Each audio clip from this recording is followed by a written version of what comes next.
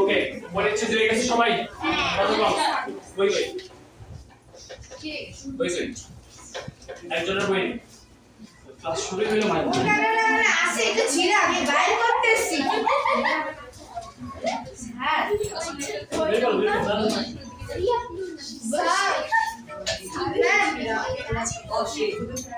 Page কত ওকে same এভরিওয়ানের জন্য কথা বললে মুখে ওখান থেকে ওকে সবাই বই বের করছো বাংলা ব্যাকরণ ওই নাই কার কাছে হাত উঁচু করো ওই নাই কার কাছে হাত উঁচু করো তাড়াতাড়ি ওই নাই কেন ছিড়া তো ভুলে গেছি ভুলে গেছি আদামা পাশের জনের বই থেকে দেখবা আমি যে লাইনগুলো প্রত্যেকটা আমি লাইন বাই লাইন পড়বো যেখানে বোঝানোর দরকার হবে বুঝাবো যেখানে আমার মনে হবে এটা ইম্পর্টেন্ট লাইন ওটা আমি মার্ক করে দেব সেটা থেকে পরীক্ষা আসবে ওকে পরে এখন না ঠিক আছে আমরা ক্লাস শুরু করব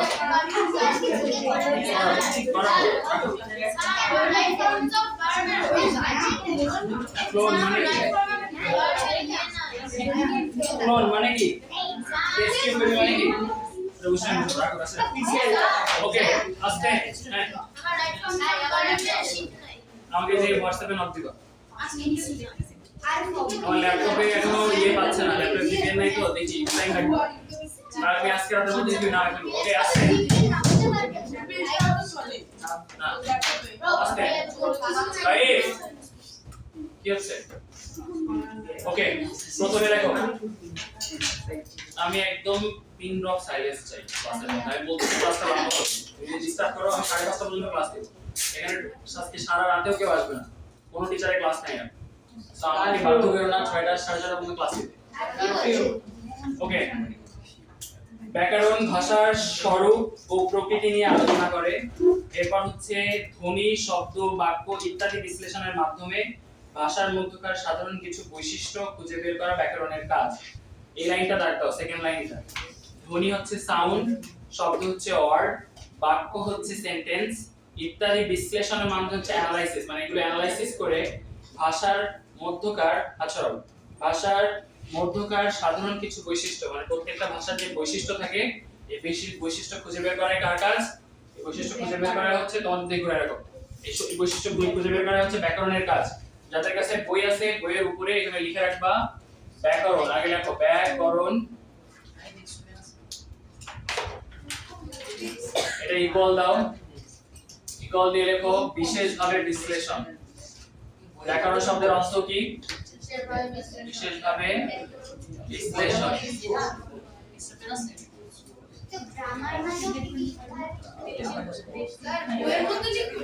হ্যাঁ যাতে না পারো কলম কই কলম দুজন মিলে লিখতেছ না দুজনের মধ্যে একজনের দায়িত্বের মধ্যে কলম দিয়ে ক্লাস কলম নাই হ্যাঁ তো কিছু চাও কলমটা বের করাটা বাদ দিই ওকে যাদের কাছে বই নাই তারা খাতায় লিখবা আমি যাতে দেখি সবার খাতায় আছে যাদের কাছে বই নাই তোমার কাছে বই নাই খাতায় লিখবা তাড়াতাড়ি ওকে তুমি এসে রাখবে এটা বের করো এটা ওটা ঠিক যাবে ওকে তোমরা এখন কিছুই দেখতেছ না আমার ভাইবা শেষ হয়ে গেলে you will feel havoc here এরপরে কি সেকেন্ড আমি লোকে এক্সাইটেড ব্যাকরণ গ্রন্থে এসব বৈশিষ্ট্যকে সূত্রের আকারে সাজানো হয়ে থাকে আচ্ছা দরকার নেই এর পরের লাইনটা দাগ দিবা যে বিদ্যা শাখায় বাংলা ভাষার উৎপত্তি বাংলা ভাষার স্বরূপ ও প্রকৃতি বর্ণনা করা হয় স্বরূপ ও প্রকৃতি মানে হচ্ছে বেসিক্যালি ক্যারেক্টারিস্টিক যে বিদ্যা ভাষা এটা দাগ দাও যে বিদ্যা শাখায় দাগ দিবে কি এগুলা যে বিদ্যা শাখায় বাংলা ভাষার স্বরূপ ও প্রকৃতি বর্ণনা করা হয় তাকে বাংলা ব্যাকরণ বলে দাগ দেওয়া শেষ হ্যাঁ বিদ্যা শাখা মানে হচ্ছে ব্রাঞ্চ অফ এডুকেশন বিদ্যা মানে এডুকেশন আর শাখা মানে হচ্ছে ব্রাঞ্চ ওকে বিদ্যা মানে বুদ্ধি কি বুদ্ধি হলো জিনিস কি স্বরূপ মানে হচ্ছে স্বরূপ ও প্রকৃতি হচ্ছে ক্যারেক্টারিস্টিক্স একসাথে ক্যারেক্টারিস্টিক্স বুঝো তো নাকি ওকে এরপরে দেখো এটা খুবই ইম্পর্টেন্ট, দাগ দিবা। প্রথম বাংলা ব্যাকরণ প্রকাশিত হয় 1743 সালে পর্তুগিজ ভাষায়। আমি তিনটা জিনিস এখানে খুব ইম্পর্টেন্ট করে লিখে দিব।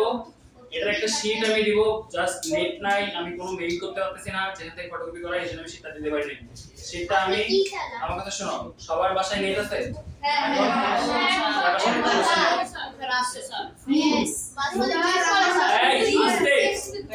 তোমার বাসায় নেট নেই, তুমি সিলেবাস কেমনে পাবা? আমি তো আজকে সিলেবাস দিই। তোমার বাসায় নেট নেই মানে কি? মানে ওয়াইফাই নাই? ওয়াইফাই আছে, আসতেছে, কানেক্ট হচ্ছে। তারপর তুমি কি ফেসবুক আর হোয়াটসঅ্যাপ ঢুকতে পারছো না, তাই তো? বাসায় যে ভিপিএন ডাউনলোড করবা, ভিপিএন ইন্টারনেট কানেক্ট হচ্ছে।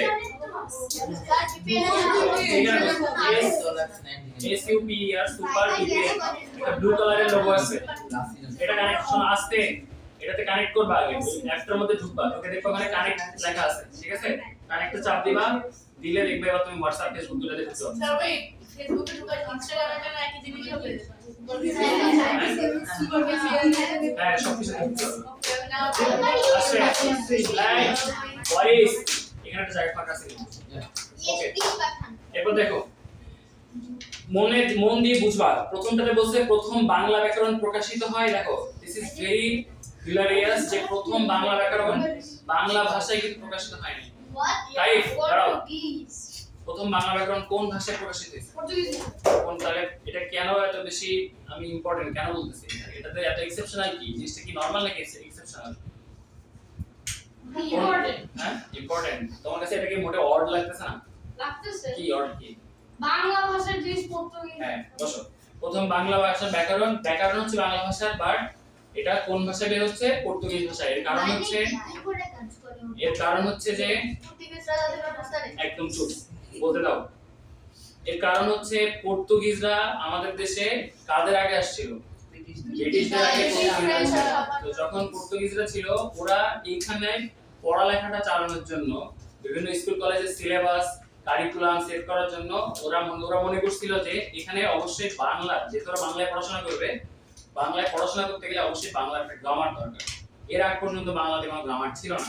So they made a Bangla grammar. এখন ওরা তো বাংলা ভাষায় লিখতে পারে না, পারে না। সো ওরা পর্তুগিজ ভাষায় বাংলার একটা গ্রামার বানাইছে। যে এটা গ্রামার মানে কি? গ্রামার হচ্ছে বেসিক্যালি রুলস, যে আমি এই ভাষাটা কিভাবে ইউজ করব, সেটা রুলস হচ্ছে গ্রামার। তো এই একটা কিছু সেট অফ রুলস তারা ইন্ট্রোডিউস করছে, যেটা দিয়ে বাংলা ভাষা লেখা যায়। ওকে, আচ্ছা, এটা কত সালে? 1743 সালে। এরপরে খুবই ইম্পর্টেন্ট যেটা, সেটা দাও, দাগ দাও। এর লেখক ছিলেন মনোএল দা আসাম সাউ। আসুম সাউ, ওনার নামটা খুব ইম্পর্টেন্ট। ওনার নামটা অনেক ইম্পর্টেন্ট। এর লেখক ছিলেন মনোএল দি আসুম সাউ। ওকে, আচ্ছা, এটা দেখো, প্রথম বাংলা ব্যাকরণ তাহলে কে লিখছে? এটা কিন্তু যদি আসে প্রথম বাংলা ব্যাকরণ, মন দিয়ে শুনবা, আমি কিন্তু তিনটে ইম্পর্টেন্ট অবজেক্টিভ বলছি। একটা আসবে প্রথম বাংলা ব্যাকরণ, প্রথম বাংলা ব্যাকরণ বলে এটাই। বাট যদি আসে প্রথম বাংলা ভাষার ব্যাকরণ বা প্রথম বাংলা ভাষায় অনুদিত ব্যাকরণ, তখন কিন্তু আর এটা না। মনে থাকবে এটা কোন ভাষায় অনুদিত ব্যাকরণ? পর্তুগিজ ভাষায়। ওকে, এরপরে দেখো, এরপরে লেখা আছে, দেখো, তারা বাংলা পর্তুগিজ অভিধানের ভূমিকা অংশ হিসেবে তিনি এটি রচনা করেন। অভিধান কি? কে বলতে পারে? অভিধান কি? অভিধান বলো না, কে বলতে পারে অভিধান কি? বলো। ট্রান্সলেশন দেখছে না, ডিকশনারি। অভিধান মানে হচ্ছে ডিকশনারি। তারা বাংলা থেকে পর্তুগিজ ডিকশনারিটা বানানোর জন্য, ওদের জন্য বাংলা পর্তুগিজ ডিকশনারি এত ইম্পর্টেন্ট ছিল কেন? আরিশা, আমি যে প্রশ্নটা বলছি সেটা বলতে পারলে হবে। বলো, আসো। হ্যাঁ, সামনে বসো। ওরা বাংলা ভাষা জানতো না, তো বাংলাদেশের মানুষের সাথে কমিউনিকেশন করার জন্য ওদের একটা ডিকশনারি দরকার ছিল, সেটা হচ্ছে বাংলা পর্তুগিজ ডিকশনারি। বুঝে গেছে? এই বাংলা পর্তুগিজ ডিকশনারিটা বানানোর জন্য ওদের জন্য প্রশ্ন। থাক, বসো বসো বসো। আমরা পড়াছি এটা ফেয়ার না, মজা হইছে। বলো, জুতো খুলছে তো? ছাতা ওদিকে ভিতরে আছে তো। এখন বেরিয়ে গেলে সময় নষ্ট হবে। ওকে, ঠিক আছে, ক্লিয়ার? কথা বুঝে গেছে? আচ্ছা, এর পরের লাইন দেখো। এর পরের লাইন লেখা আছে, এরপর 1778 সালে মানে 1778 প্রকাশিত হয় নাথানিয়েল ব্রাসি হ্যালহেড প্রণীত ইংরেজি ভাষায় রচিত পূর্ণাঙ্গ একটি বাংলা ব্যাকরণ। পুরো লাইনটা দাগ দাও। This is also very important, কারণ এর কারণ কি লেখা আছে দেখো, এর পরের লাইনটাই, এর পরের লাইন হচ্ছে নাথানিয়েল ব্রাসি হ্যালহেড। তুমি পরীক্ষায় নাথানিয়েল ব্রাসি হ্যালেড মনে না থাকলে এনবি হ্যালেড লিখতে পারবা। এনতে নাথানিয়েল, বিতে ব্রাসি, এরপর হ্যালহেড। ওকে, নাথানিয়েল ব্রাসি হ্যালহেড এই নামটাকে শর্টে এনবি হ্যালহেড লিখতে পারবা।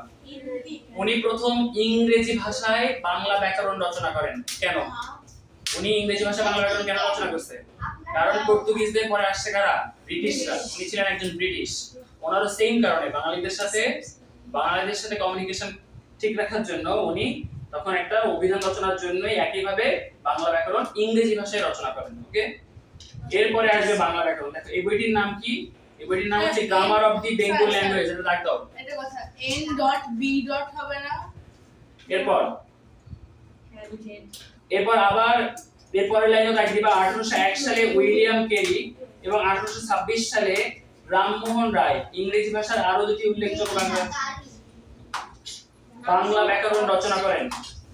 আচ্ছা, কিন্তু সবচেয়ে ইম্পর্টেন্ট হচ্ছে লাস্টের লাইনটা, বহুবার পরীক্ষায় আসছে। 1833 সালে প্রকাশিত হয় প্রথম বাংলা ব্যাকরণ, যেটা লিখেছে রামমোহন রায়।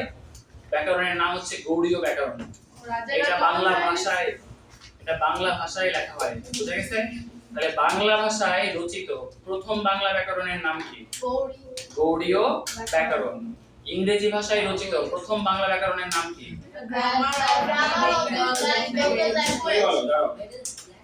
তোমার দিকে তাকিয়ে আছি, দাঁড়াও।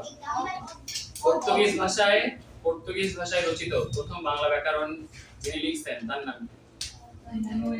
এই দাঁড়া থাকো, দাঁড়াও।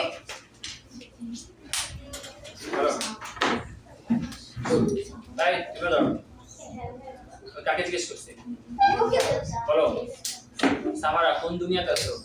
এগুলো কি সামনে?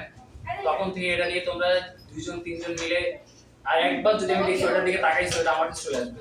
ভিতরে রাখো না, যেটা লাগবে শুধু সেটা কাছে রাখো। বসো বসো, তুমি বসো।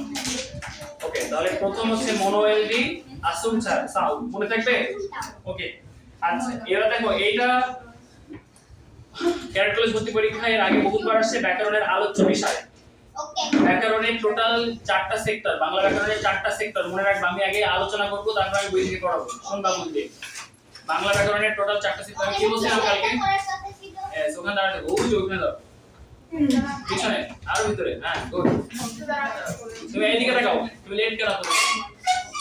তুমি কি পেপার বিক্রি করো? পেপার বিক্রি করো বাবু, মনে আছে?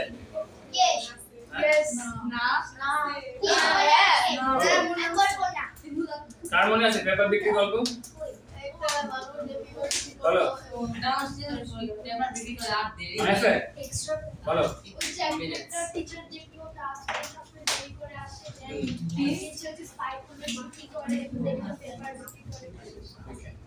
একটা স্টুডেন্ট প্রতিদিন ক্লাসে লেট করে আসতো সকালে। প্রতিদিন ক্লাস টিচার যে ছিল সে প্রতিদিন তাকে পিটাইতো লেট করে ঢোকানোর জন্য। পরে একদিন সে আর কি নিজেই লেট করে আসছে। পরে রাস্তায় দেখে ছেলেটা বেসিক্যালি সকালে পেপার যে আসে সেই পেপার আগে সবার বাসায় দেয়। Basically that's his business.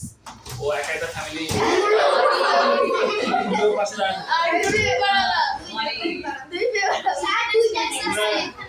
তো তারপর টিচারের অনেক রিগ্রেট ফিল হয় যে আমি এরকম একটা বাচ্চাকে পিটাইছি যে তার নিজের ফ্যামিলির জন্য আর্ন করতেছে। তোমরা কি সেই বাচ্চাগুলো যারা পেপার বিক্রি করো? তুমি লেট করতে কেন আরিয়ান? হ্যাঁ, এরপর যদি লেট করো এরকম একটা সাইনবোর্ড নিয়ে ঢুকবা, আমি পেপার বিক্রি করি। মনে থাকবে? তুমি লেট করছো কেন? পেপার বিক্রি করতে। তুমি আরিয়ান যে বসো, আরিয়ান যেহেতু পেপার বিক্রি করে আসছো দাঁড়াও। ওকে, ঠিক আছে। এরপরে দেখো আমি আগে বলি ব্যাকরণের টোটাল 4টা পার্ট। ওকে, ব্যাকরণের টোটাল 4টা পার্ট বাংলা ব্যাকরণে। সায়ান, ওখানে কোন পোকা আছে এটা তোমার দেখার দরকার নেই। বাংলা ব্যাকরণের টোটাল 4টা পার্ট আছে। প্রথম পার্টকে বলে ধ্বনি তত্ত্ব। ধ্বনির ইংরেজি কি বলছিলাম আমি ক্লাসে? সাউন্ড। আচ্ছা, তার মানে ধ্বনি তত্ত্বের মধ্যে আলোচনা করা হয়। আমার ক্লাস ডিস্টার্ব করতেছে, আমি ছুটি নেব আগে। জুতা খুলে একটা পাশে রেখে দাও আরিয়ান। ধ্বনি তত্ত্ব হচ্ছে সাউন্ড, ওকে? তার মানে ধ্বনি তত্ত্বের মধ্যে কোন কোন জিনিসটা ডিসকাস করা হয়? সাউন্ড রিলেটেড বাংলা ভাষায় যা কিছু আছে সবকিছু কোনটার মধ্যে আলোচনা করা হবে? ধ্বনি তত্ত্ব।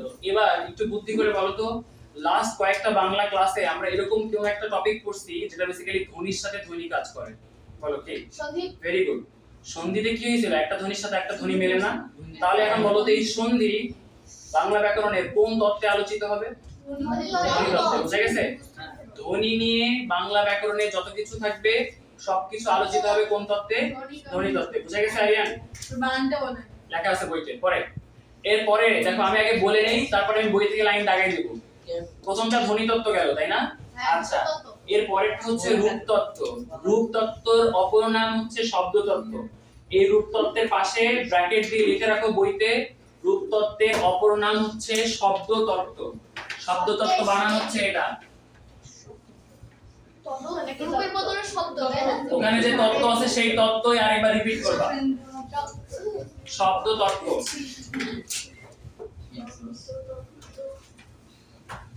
Wait, let's come. এবার বিক্রি করতে Okay. কতটা পেপার দাও?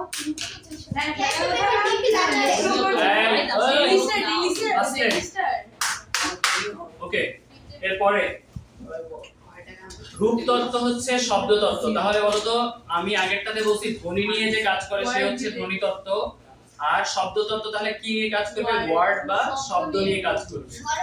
আচ্ছা, তাহলে হ্যাঁ, এই যে তুমি বিভিন্ন পদ পড়ে আসছো না, বিশেষ্য পদ, বিশেষণ পদ, এগুলো বেসিক্যালি একটা করে শব্দ না? তাহলে যতগুলা শব্দ, এই যে বিশেষ্য, বিশেষণ, সর্বনাম, এই সবগুলা কোন তত্ত্বের আন্ডারে পড়ে? শব্দ তত্ত্বের আন্ডারে পড়ে। বুঝে গেছে? আচ্ছা, এরপরে আমি বই পড়া দেখাবো। এরপর হচ্ছে বাক্য তত্ত্ব। বাক্য তত্ত্ব কি? যারা সেন্টেন্স নিয়ে কাজ করে। হ্যাঁ, বললাম কি লিখে দিলাম? রূপ তত্ত্ব, অপর নাম শব্দ তত্ত্ব। তুমি লিখছো আমার বইতে রূপ তত্ত্ব, অপর নাম শব্দ তত্ত্ব? বইতে লিখে রাখো। খাতা তো এটা হারিয়ে যাবে, কই পাবে না, বইতে লিখে রাখো। ওকে, ঠিক আছে। এরপর দেখো তাহলে বাক্য তত্ত্ব কি করে? বাক্য তত্ত্ব হচ্ছে একইভাবে বাক্য নিয়ে আলোচনা করা হয়, যেগুলো আমরা এরকম এখনো কোনো কিছুই পড়ি নাই যেটাতে বাক্য নিয়ে আলোচনা করা হয়। এরকম হচ্ছে শুধু, হ্যাঁ, শুধু বাক্য নিজে এটার মধ্যে পড়বে। এরকম হচ্ছে বাক্য তত্ত্বের মধ্যে পড়ে। ওকে, এর পরেরটা হচ্ছে অর্থ তত্ত্ব। দেখো নেক্সট পেজে যাও। এটা হচ্ছে অর্থ তত্ত্ব। কোন শব্দের অর্থ, কোন শব্দের অর্থ, অর্থ মানে কি? মিনিং। এই মিনিং নিয়ে যদি ব্যাকরণের কোনো কিছু থাকে সেটা অর্থ তত্ত্বের মধ্যে আলোচিত হয়। আরিশা আমাকে বলো তো, এতদিন ধরে, এদিকে আমার দিকে, ওর দিকে উপরে দাঁড়াও, দাঁড়াও, আমাকে বলো যে এতদিন ধরে আমরা বাংলা ব্যাকরণে তো অনেক টপিক পড়ছি, তাই না? এর মধ্যে কোন টপিকগুলো অর্থ তত্ত্বের মধ্যে পড়তে পারে? একটা বলো, যেগুলো আমরা তার অর্থ নিয়ে কাজ করছি, সেখানে মিনিং নিয়ে কাজ করছি, বলো। একটাও মনে পড়তেছে বাংলা ব্যাকরণের কোন টপিক মনে পড়তেছে না যে আমরা সেটা ব্যাকরণের মধ্যে কোন ভাগে পড়তে পারে? অর্থের মধ্যে পড়তে পারে। আমরা বলো ভাব সম্প্রসারণ। দেখো ভাব সম্প্রসারণ হচ্ছে গ্রেটার অর্থে অর্থ, বাট এরকম ছোট ছোট অর্থ কি পড়ছো কোথাও কোনোটাতে? ভাব সম্প্রসারণ পড়ো নাই? সরি, বাগধারা পড়ো নাই? বাগধারা মনে থাকবে? বাগধারা, বিপরীত শব্দ, সমর্থক শব্দ, এই সবগুলো মিনিং এর সাথে রিলেটেড না? আচ্ছা, বসো আরিশা, বসো। বুঝা গেছে? এর করছে কেন? পেপার বিক্রি দেখো, আচ্ছা, ওকে, এবার বইতে দাগাবা, আমি বলবো বইতে দাগাবা আমার সাথে, পেজ উল্টাও। দেখো প্রথম লাইনটা দাগ দাও, ভাষা হলো বাক্যের সমষ্টি। ভাষা হলো বাক্যের সমষ্টি। এরপর হচ্ছে বাক্য গঠিত হয় শব্দ দিয়ে, দাগাবা না, আমি দাগাতে বলে দাগাবা। আবার শব্দ তৈরি হয় ধ্বনি দিয়ে। এদিক থেকে দেখো, এদিক থেকে ভাষার ক্ষুদ্রতম উপাদান হলো ধ্বনি।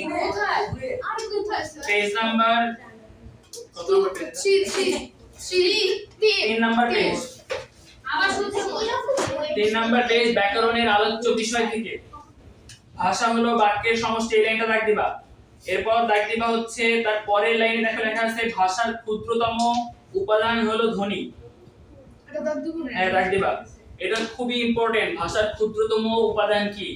প্রায় প্রায় আসবে এর নিচে, এই ঠিক এর নিচে এখানে লিখে নিবা ভাষার মূল উপকরণ। এটা কি ভাষার মূল উপাদান না? আর ওখানে নিচে লিখে রাখো ভাষার মূল উপকরণ হচ্ছে বাক্য। এই প্যারার নিচে লিখে রাখো ভাষার মূল উপকরণ। এখানে এত বড় একটা গ্যাপ আছে, তুমি এখানে কি লেখো? এখানে লেখো, সমস্যা নেই, এখানে লেখো। ভাষার মূল উপকরণ হচ্ছে বাক্য। তারপরে এখানে দিচ্ছি মাসি আমি তোমাকে কুরবানি আমি কুরবানি মাংসটা খাইতে চাই। ভাষার মূল উপকরণ, মূল উপকরণ হচ্ছে বাক্য। সহজে মনে রাখবা, উপাদান হচ্ছে ধ্বনি, উপকরণ হচ্ছে বাক্য। মনে থাকবে ভাষার মূল উপাদান কি? ধ্বনি। আর উপকরণ কি? বাক্য। মনে থাকবে। মনে রাখার একটা শর্টকাট টেকনিক আমি যেভাবে মনে রাখছিলাম আমার পরীক্ষার সময়, ধ্বনিতে দন্তন্য নাকি মূর্ধন্য? দন্তন্য। উপাদানে দন্তন্য নাকি মূর্ধন্য? দন্তন্য। তাহলে উপাদান হইলে হবে ধ্বনি আর উপকরণ হইলে হবে বাক্য। মনে থাকবে। ডিফারেন্স নাই, টু বি অনেস্ট। বাট হচ্ছে ওইতে দুইটাই আছে। উপকরণ মানে কি? ও পাগল মানে উপকরণ মানে ইনগ্রেডিয়েন্ট। না লাইক মেইন সেন্টেন্সে কি ছিল কি ভাষার মূল উপকরণ হচ্ছে বাক্য। ওকে, এবারে কি লিখছো? মূল প্রতিশত। মূল উপকরণ কে লিখবে? কোরবানি দেন ভাষার মূল উপকরণ কে লিখবে? উপাদান হচ্ছে raw materials। আচ্ছা একই জিনিস মোটামুটি, বাট মুখস্থ রাখতে হবে। ভাষার মূল উপাদান ওইটাই আছে। না মূল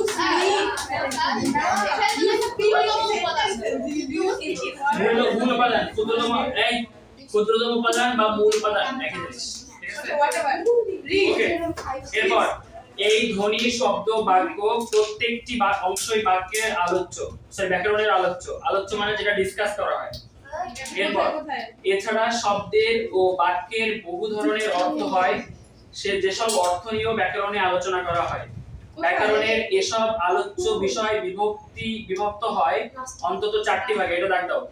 ব্যাকরণের এসব আলোচ্য বিষয় বিভক্ত হয় অন্তত 4টি ভাগে।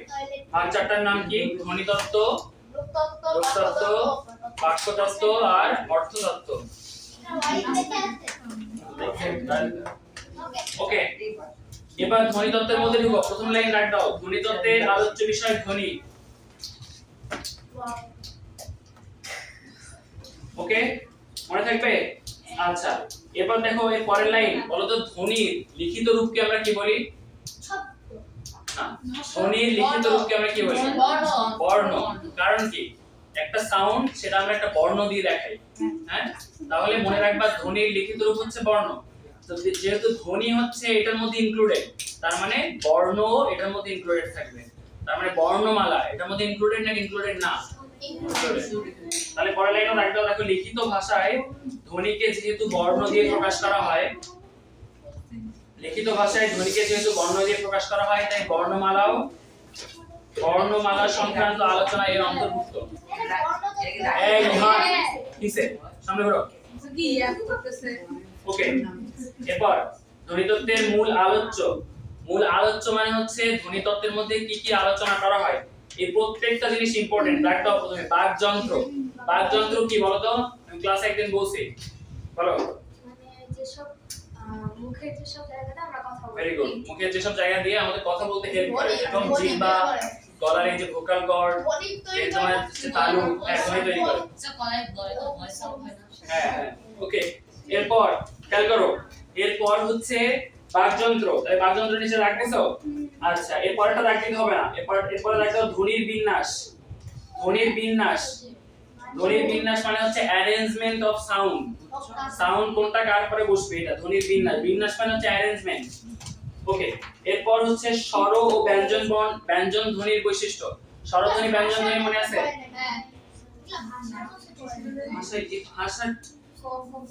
ভাষা হচ্ছে তুমি যেটা কথা বলো, এটার কোনো রুলস নাই। ব্যাকরণ হচ্ছে তুমি ভাষাটার যদি তুমি রুলস অ্যাপ্লাই করো, সেটা হচ্ছে ব্যাকরণ। ওকে, এরপরে দাগ দাও। স্বর ও ব্যঞ্জন ধ্বনির বৈশিষ্ট্য এটা দেখতে হবে। যখন আমি কোনো কোশ্চেন ইগনোর করি তার মানে তোমার কোশ্চেনটা এতই বাজে যে এটার পিছনে সময় নষ্ট করতে যাচ্ছি না। ওকে, এরপরে ধ্বনি দল দাগ দল দরকার নেই, এই তিনটা মনে রাখবা। তাহলে ধ্বনি তত্ত্বের মধ্যে আলোচ্য বিষয় কি কি? এই তিনটা। এর বাইরে আমি আজকে গ্রুপে একটা যে পিডিএফ দিয়ে দিব, ওই পিডিএফটা একবার জাস্ট চোখ বুলাবা। পিডিএফটা আমি প্রিন্ট করাতে পারি না কারণ আমার নেট মেইল করতে পারতেছি না এজন্য। সো যে পিডিএফ ওই ব্যাচ সো পিডিএফটা জাস্ট বাসা থেকে পড়বা, নেক্সট ক্লাসে ইনশাআল্লাহ আমি দিয়ে দেব। বারবার ইউজ করেন না। ওকে, এরপর রূপতত্ত্বে দেখো, রূপতত্ত্বে রাখ দাও, রূপতত্ত্বের শব্দ ও তার উপাদান নিয়ে আলোচনা করা হয়, এই লাইন রাখ দাও। রূপতত্ত্বের শব্দ ও তার উপাদান নিয়ে আলোচনা করা হয়, এই লাইন রাখ দাও।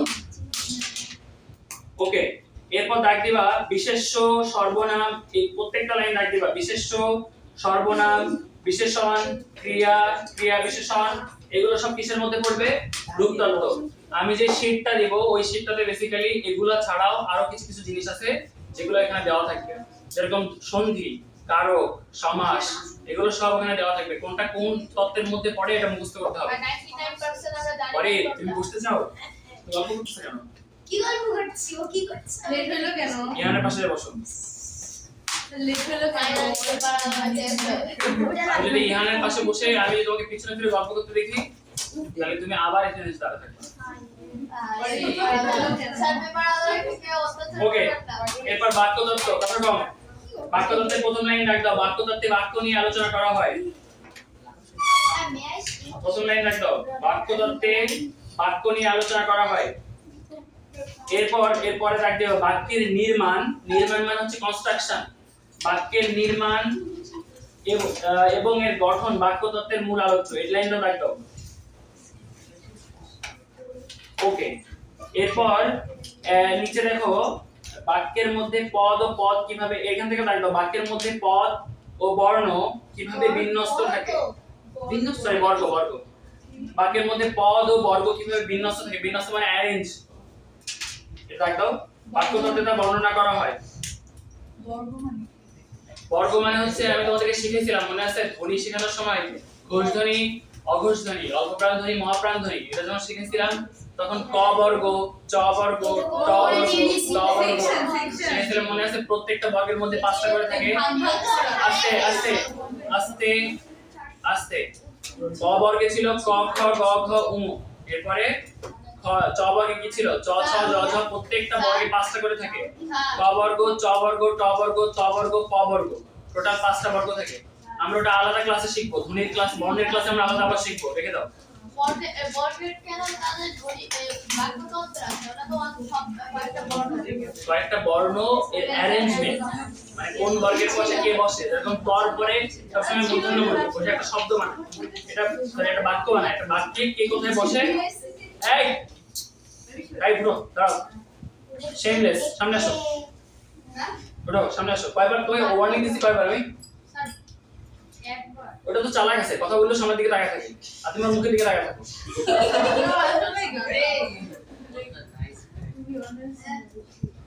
ওকে, কি জানি প্রশ্ন করছিলাম? কেন বাক্য এটা বাক্যের মধ্যে, জিনিসটা তো বাক্যের মধ্যে, বাক্যের মধ্যে একটা বর্গ কিভাবে থাকবে সেটার রুলস।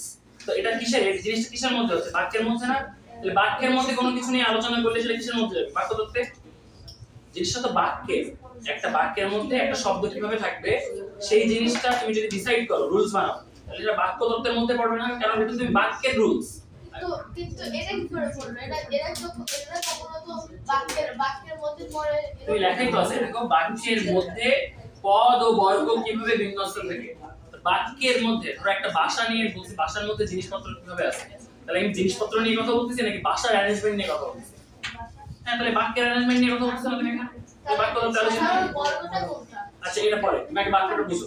ওকে, এরপর দেখো, এরপরে রাখ দিবা হচ্ছে বাক্যের বাচ্য। দেখো পরের লাইনে আছে, দেখো এছাড়া এক ধরনের বাক্যকে অন্য বাক্যে রূপান্তর, এটা বলতো কি? বিবৃতিমূলক বাক্য থেকে জিজ্ঞাসামূলক বাক্যে যাওয়া, বুঝতে পারছো? আমরা পড়ছি না বিবৃতিমূলক বাক্য, তারপর জিজ্ঞাসা, আমরা ট্রান্সফরমেশন অফ সেন্টেন্স পড়ছি না ইংরেজিতে, সেই সেম জিনিস এটা। তাহলে এক বাক্যকে অন্য বাক্যে রূপান্তর, বাক্যের বাচ্য। বাচ্য হচ্ছে কে বলতে পারে বাক্যের বাচ্য কি? বাচ্য কি জিনিস? মেইন পয়েন্ট বাক্যের বাচ্য হচ্ছে ভয়েস, ভয়েস চেঞ্জ যে করবো আমরা সেটা। এবার উক্তি, উক্তি হচ্ছে ন্যারেশন। না এখন পড়ি উক্তি, উক্তি রাইট দাও কোটেশন। ন্যারেশন বা কোটেশন সেম জিনিস। উক্তি, বাচ্য রাইট দাও গুলো কি রাইট দিবে? বাচ্য, উক্তি ইত্যাদি বাক্য তত্ত্বের আলোচ্য বিষয়। এরপরে এখান থেকে লাইক দিবা কারক বিশ্লেষণ, কারক বিশ্লেষণ রাইট দাও। ওকে আচ্ছা আচ্ছা। বাক্যের হ্যাঁ উক্তি হচ্ছে ন্যারেশন, ন্যারেশন অন্য ক্লাসে শেখাবো, জাস্ট আপাতত মুখস্থ করো। বাক্যের যোগ্যতা, বাক্যের উপাদান, জ্যোতিচিহ্ন। তাহলে জ্যোতিচিহ্ন কোনটার মধ্যে পড়বে? This is very important. তোমাদের বইতে যে টপিকগুলো আছে এইগুলো বেশি ইম্পর্টেন্ট। জ্যোতিচিহ্ন কোনটার মধ্যে পড়বে তাহলে? বাক্য তত্ত্বে। ওকে নেক্সট পেজে যাও। অর্থতত্ত্ব থেকে আমরা শুধুমাত্র দেখব যেগুলো আমাদের কাজে লাগবে। ওকে দেখো ব্যাকরণের যে অংশের শব্দ বর্গ বা বাক্যের অর্থ নিয়ে আলোচনা করা হয়, তার মানে বাক্যের অর্থ, বর্গের অর্থ, শব্দের অর্থ, কোনো কিছুর মিনিং নিয়ে যদি আলোচনা করা হয় সেটা হচ্ছে অর্থতত্ত্ব। হ্যাঁ পুরো লাইনটা রাখো। দেখো আমি লেখা টেনশন করো না, প্রত্যেকটা বর্গে আলাদা আলাদা অর্থ থাকে। ওকে এবার জাস্ট দাগ দিবা মেইন পয়েন্টগুলো। বিপরীত শব্দ, প্রতিশব্দ, শব্দজোড়, কাই বসো জয়রিয়া দাঁড়াও, বাগধারা প্রভৃতি বিষয় অর্থতত্ত্বের অন্তর্ভুক্ত। ওকে হ্যাঁ তুমি গাইড দিচ্ছ না বইতে? বুঝা গেছে? এবার সবাই বই বন্ধ করো। সবাই তাড়াতাড়ি তাড়াতাড়ি ফাস্ট বই বন্ধ করো সবাই।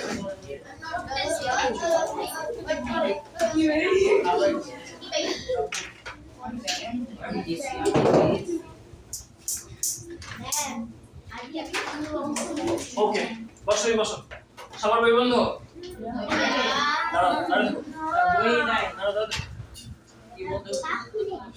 প্রথম আনসার করবা। প্লিজ স্যার একটু পরে আনসার করি না।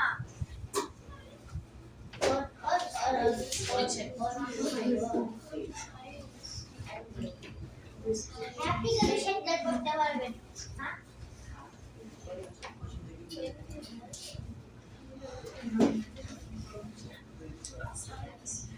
এমন মাই খাওয়া আমাদের একটা দিন ধরে আছে একটা দিন আছে।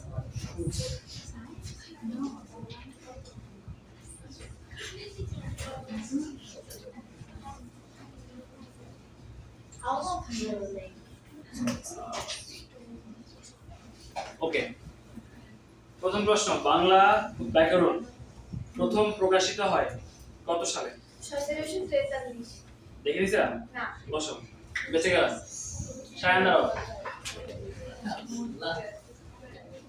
ইংরেজি ভাষায় লেখা প্রথম বাংলা ব্যাকরণের রচয়িতাকে, মানে কে লিখছে? ইংরেজি ভাষায় লেখা ভেরি গুড বসো। কাই দাও। গৌড়ীয় বাংলা ব্যাকরণের রচয়িতাকে? গৌড়ীয় ব্যাকরণ এর রচয়িতাকে? বিভিন্ন রিয়েলিটি শোতে দেখছো কোন একটা কিছু আনসার পারলে অডিয়েন্স থেকে ডেকে নেয় সামনে প্রাইজ দেওয়ার জন্য। আরেকবার বলো গৌড়ীয় ব্যাকরণের রচয়িতাকে? নাইস দৌড়ে আস সামনে তাড়াতাড়ি। তুমি দেরি করলে বেশি জোরে খাবা, তাড়াতাড়ি এসে আস্তে খাবা। ওকে নিজেদের মধ্যে কথা বললে আমি এমনি পিটাবো, জিজ্ঞেস করবো না। হ্যাঁ হাত তাড়াতাড়ি, কোনো সমস্যা নেই। জোর দাও, ক্লাসে মনোযোগী থাকবা। আরিয়ান দাঁড়াও। গৌড়ীয় ব্যাকরণের রচয়িতাকে? নাইস যারা পারবে না একবারে মারবো। ওখানে ওখানে থাকো ওখানে থাকো। দিব্য গৌড়ীয় ব্যাকরণের রচয়িতাকে? হ্যাঁ আসানসোল। এই গায় আসবে লাইভ। গৌড়ীয় ব্যাকরণের রচয়িতাকে? দাঁড়ায় থাকো। আমি জানি তো হ্যাঁ না ও তো মাইক দিছে, ও বলবে তাই বুঝবে। বলো মনে হলো আসানসোল। আচ্ছা ঠিক আছে। আয়েশা গৌড়ীয় ব্যাকরণের রচয়িতাকে? Wait, what? হাই এই আমি দাঁড়াতে বলছি। রামমোহন বসো। তুমি তিনজন দাঁড়া থাকো। বেঁচে গেছো আয়েশার জন্য। তুমি পাত্তা না? আমি স্যার ওই বলতো কি ওকে এর পরের প্রশ্ন ওয়ারিসের জন্য। ভাষার ক্ষুদ্রতম উপাদান কি? সহজটা ধরলাম বলো। দাঁড়া থাকো। মা মাহাত ভাষার ক্ষুদ্রতম উপাদান কি? ভাষার ক্ষুদ্রতম উপাদান কি? বাক্য। দাঁড়ায় থাকো।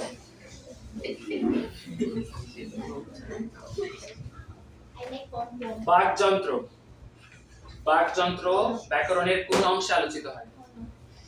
ক্লাসে মনোযোগী থাকলে পারার কথা। বাকযন্ত্র মানে কি? এই বাকযন্ত্র মানে কি?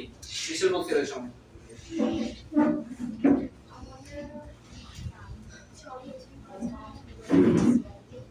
আমরা শব্দ উচ্চারণ করি, আমাদের এখান থেকে শব্দ বের হয়। হ্যাঁ, তাহলে এবার বলো কোন কোন তত্ত্বে আলোচিত হয়? Very good. মাইশা বলো, কঠিন ছিল। শব্দের অর্থ ও অর্থ বৈচিত্র্য কোন তত্ত্বে আলোচিত হয়? অর্থতত্ত্ব। বসো। মিশেল বলো, কোনটি রূপতত্ত্বের আলোচ্য বিষয়? না, এটা তোমরা পারবে না, এটা ওই শীত না। ওকে, বাচ্য উক্তি। বাচ্য, বাক্যের বাচ্য ও উক্তি, এটা শব্দে এরা ব্যাকরণের কোন তত্ত্বে আলোচিত হয়? বাক্যতত্ত্ব। হইছে। জুয়েরিয়া বলো, শব্দ গঠন, এটা আলোচিত হয় ব্যাকরণের কোন তত্ত্বে? শব্দতত্ত্ব। লুসাইবা বলবা,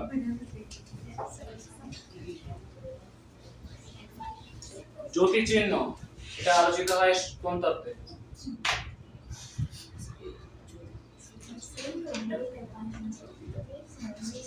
আচ্ছা, আমি চারটা নামে তোমাকে বলে দিচ্ছি: ধ্বনিতত্ত্ব, শব্দতত্ত্ব, বাক্যতত্ত্ব, অর্থতত্ত্ব। চারটা তত্ত্বই আছে। বাক্যতত্ত্ব শিওর? ওকে, বসো।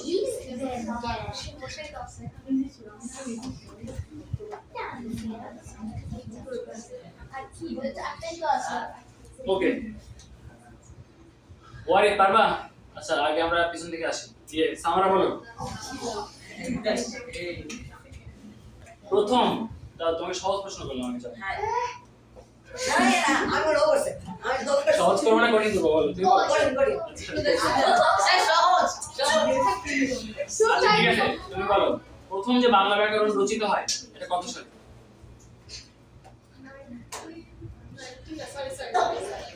আচ্ছা, আমি একটু বেশি করে একটা অপশন দিই। 1743 মানে 1743। এই আরিশা, 1743, 1801 মানে 1801 সাল, 1778 অথবা 1833। 1743 আমি তোকে পিটাইতাম না, বাট এটা বলার জন্য পিটাবো। 1743 তো আনসার করছে একটু আগে। 1743 বলছে। দাঁড়ায় থাকো সামারা।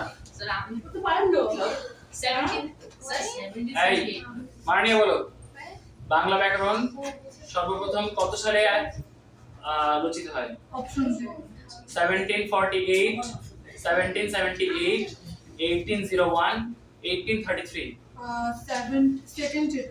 1778।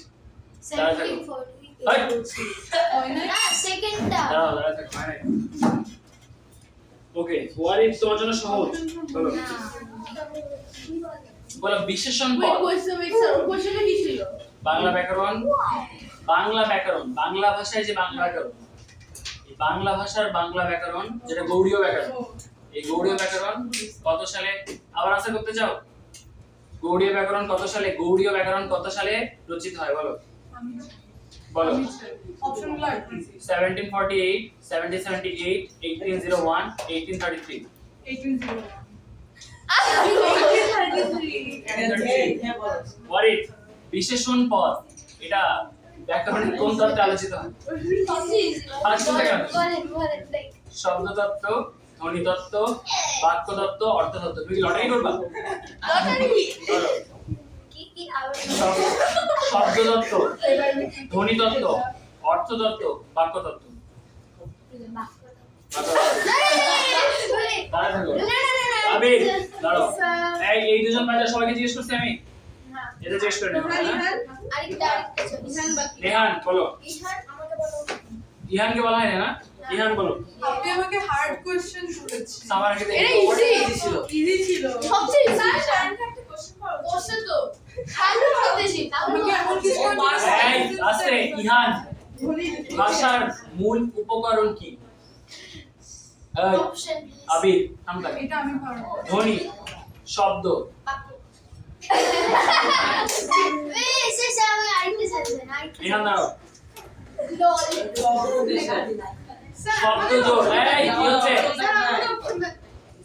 শব্দ জোড় আস্তে। তোমাদের যেগুলো আমি জিজ্ঞেস করছি সেগুলো অপশন পড়ছে পড়ে না। শব্দ জোড় এটা ব্যাকগ্রাউন্ডের কোন তত্ত্বে আলোচিত? বসো আবির।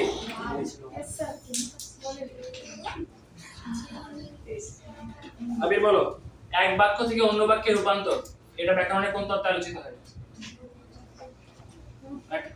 রূপতত্ত্ব। কথা বাক্য বাক্য করতেছ রূপতত্ত্ব বলে দাও। এই এক বাক্য থেকে অন্য বাক্যে ট্রান্সফরমেশন অফ সেন্টেন্স না? বাংলা বলতে জান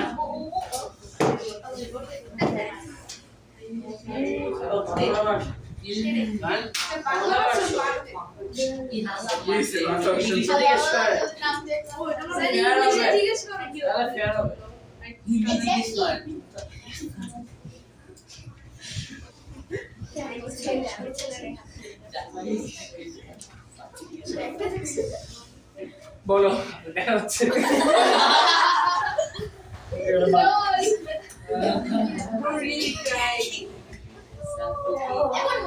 এই আস্তে আস্তে আস্তে ওই আস্তে। তোমাকে এটা বেশি সহজ হয়ে যাবে, আর প্রশ্ন নাই। আমাকে জিজ্ঞেস করেন ওটা আচ্ছা মানসিক বলো, রূপতত্ত্বের অপর নাম কি?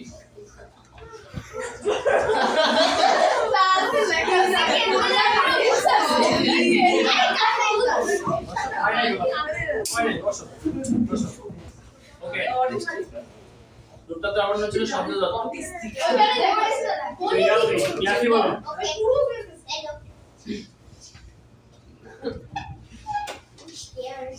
স্বর ও ব্যঞ্জন ধ্বনির বৈশিষ্ট্য এটা কোন তত্ত্বের মধ্যে আলোচিত হয়? আদিয়া, ইংরেজি ভাষায় যে ব্যাকরণটা রচনা করা হয়, বাংলা ব্যাকরণ, ইংরেজি ভাষায় বাংলা ব্যাকরণ রচনা করা হয় তার নাম কি? বলো।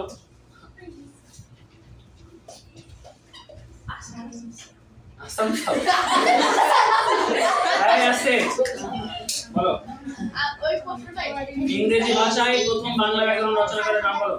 রচয়িতা না মানে শুধু না বাংলা ব্যাকরণ নাম বলো। আর grammar of the Bengal language এই আস্তে স্যার ডাবল নাজিং যারা যারা দাঁড়ায় আছো তারা মার খাবা। ডাবল নাজিং কাইফ মার খেয়েছে না? কাইফ না খায় না খাইছে স্যার ডাবল নাজিং ক্লাসে স্যার ডাবল নাজিং তাহলে আরেকটা চান্স আর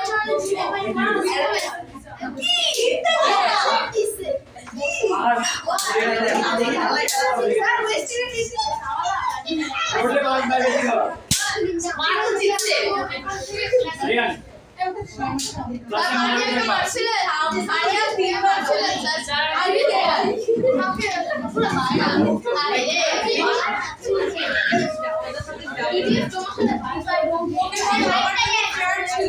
কি এই তোমার কি লাগছে আমি তিনবার মারছি?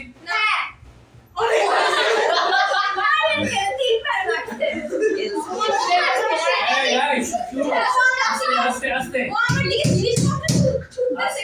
এই ও মারছে আশা স্যার বলে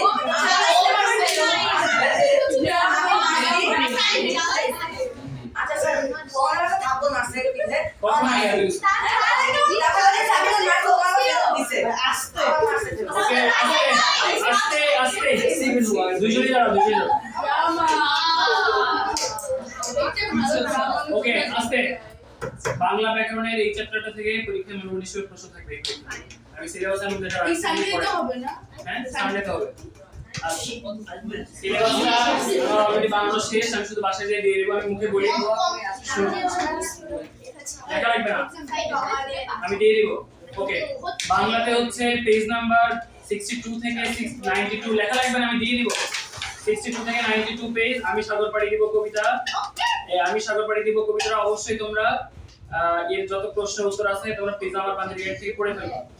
সন্ধি, সন্ধি পুরোটা পড়বা, শীত থেকে পড়বা। তোমরা দুজন বসো, তুমি দাঁড়াও। সন্ধি পড়বা হচ্ছে শীত আছে না সন্ধি, সন্ধি শীত থেকে পড়বা প্লাস পরিচ্ছেদ 13 আমি দিয়ে দেব, পরিচ্ছেদ 13 তে কিছু সন্ধি আছে ওখান থেকে ওটা পড়বা। সন্ধি কিন্তু আগে পড়া। ওকে, এক কথায় প্রকাশ যে নতুন যে শীটটা ছিল সেটা জায়গাগুলো পড়ে ফেলবা। ওকে, ভাব সম্প্রসারণ 1 থেকে 3 ছিল আগে পরীক্ষায়, 4 আর 5 পড়বা। চিঠিপত্র, ব্যক্তিগত চিঠি কিভাবে লেখা হয় আমি আজকে শিখিয়ে দেব। ব্যক্তিগত চিঠি আর আবেদনপত্র কিভাবে লিখতে হয় এটা পরীক্ষায় আসবে।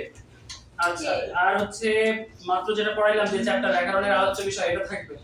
ম্যাথসে 4.1 4.2 4.3 এটা হচ্ছে বোর্ড বুকের আগের সিলেবাসের উপর পরীক্ষা পড়ে। মাল্টিপ্লিকেশন হইলে প্লাস হয়, পড়াই নেই এগুলা। Yes sir, yes sir. পাওয়ার এক্সপোনেন্টের চ্যাপ্টার সবগুলো ক্লাস কি দিছেন ইউটিউবে? হ্যাঁ এই যে আছে আমি একটা পাইছি। দেখবা। ওকে, ইংলিশ, ইংলিশ হচ্ছে টেক্সট বুকে ইউনিট 10 অ্যাডজেক্টিভ আর ভার্ব, নাউন থেকে প্রোনাউন এটা রিভিশন করবা।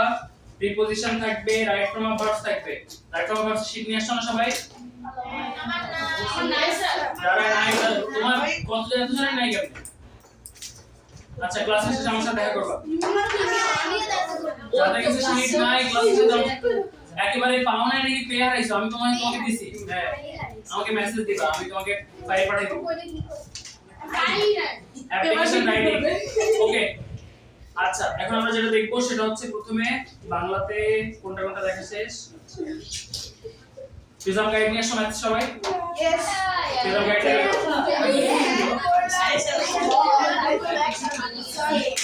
এই বসো।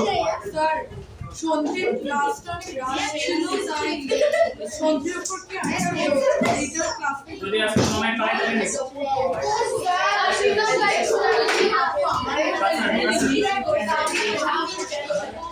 ওকে, আমি কিন্তু কথা বলতে ইচ্ছা করতেছি।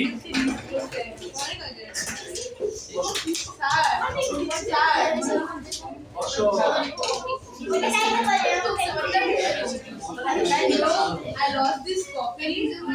I see in the video and list was the name है जरा जरा होना স্যার আমি টাইপিং করছি তো ম্যাথ তো দাঁড়ানো করছি ও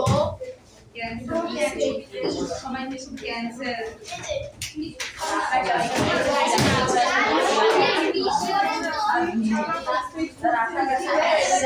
এই আস্তে, পেজ নাম্বার 259 যাদের কাছে বই নাই তারা লিখে নিবা। পেজ নাম্বার 259 আমি 4.1 4.2 4.3 তো প্র্যাকটিস করবা, এর সাথে আমি এখন যেগুলো দাঁড়িয়ে দিব এগুলো প্র্যাকটিস করবা। 259 আমি বারবার রিপিট করব না, যারা লিখতেছো না ওয়ারিস তুমি বই নিয়ে আসছো?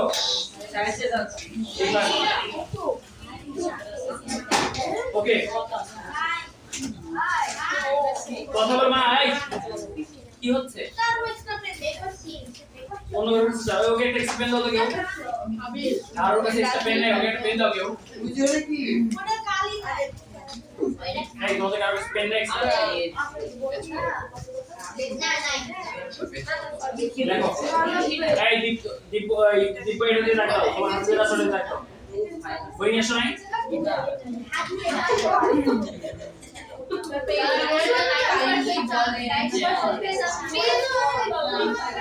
আমার কথা সবাই শোনা মন দিয়ে। আমি এখন থেকে টানা বলতে থাকবো ম্যাথ নাম্বার, আমি রিপিট করবো না, আমি কথা থামবো না, আমি বলবো না, আমি তিনবার বলবো। ওকে 259 1 2 3 4 5 6 7 8 9 10 11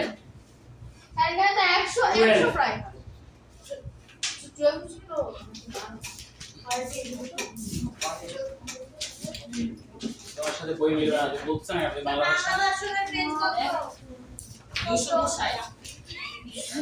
বাংলা ভাষার পেজ হচ্ছে 319, এখান থেকে রাখ দিবা।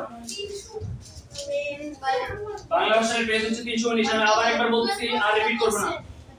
1 2 1 থেকে 12 পর্যন্ত সব দাগ দাও 1 থেকে 12 পর্যন্ত সব দাগ দিছো Yes, sir. 13 14 15 16 17 18 19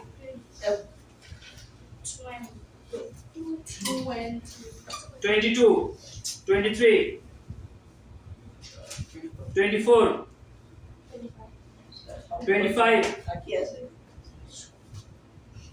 27 28 29 30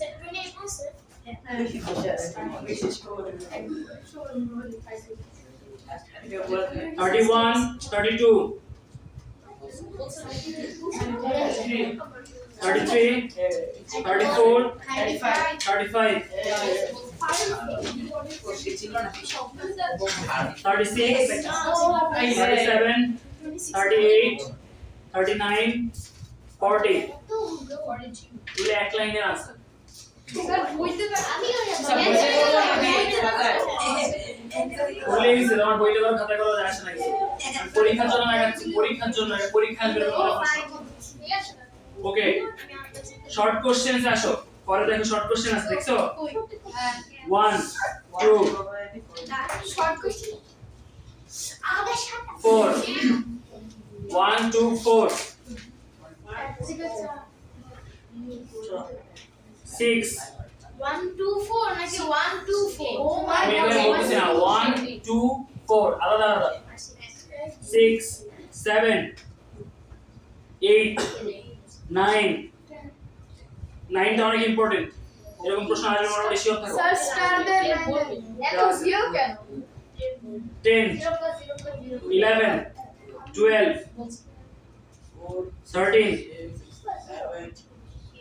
15 16 17 20 22 23 24 25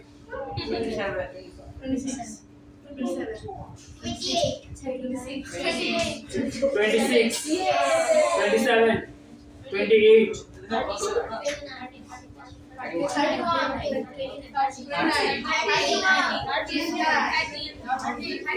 29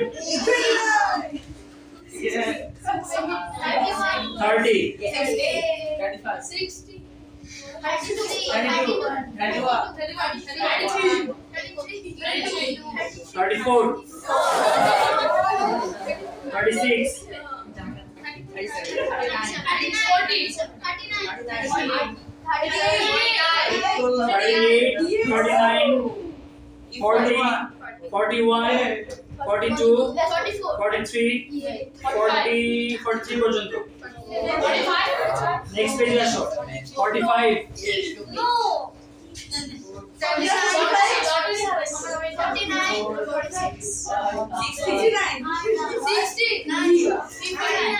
50 51 52 53 54 58 59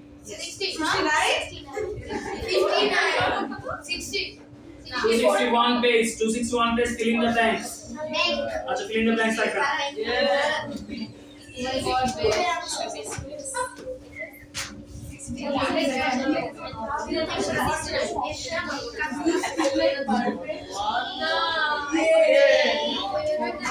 page number 262 দেখো মেরিট বেস জেনারেল পার্ট আছে ওই যে মেধাভিত্তিক লাইন আছে ওই যে ওই তো কলম দিয়ে আসছে জানি মেরিট বেস জেনারেল পার্ট মেধাভিত্তিক লেখা আছে দেখো কম্পিউটার লোক বলে দাও জান 325 বাংলা ভাষা 325 ওকে রাইট ইহান দাঁড়াও okay merit base general part 1 question 2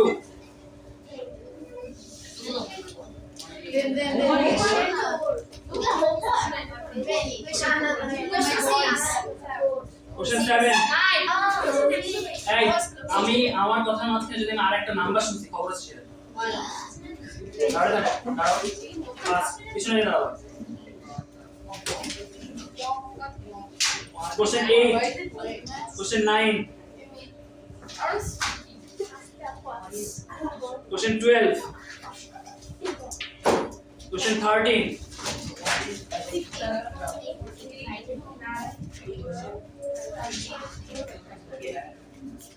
Question 16, 17, 18, 19, 21, 22, 23,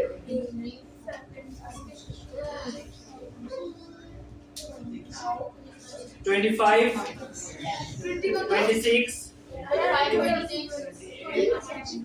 28 28 বসে লাগে কোন থেকে দাও বসো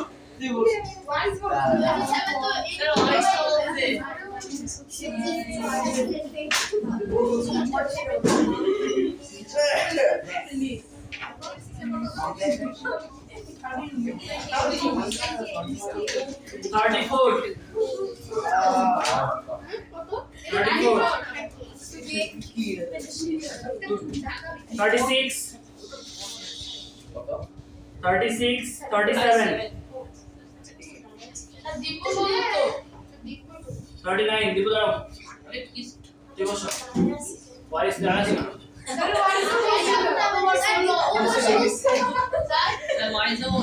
চুপ 39 মনে না কমপ্লিট করো আস্তে কথা বলতেছে কে কে জানেন শোনো কারণ কমপ্লিট করতে হয় না ওকে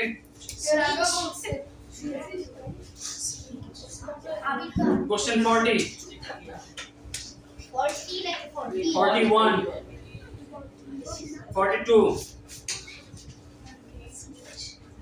44 45 46 47 48 49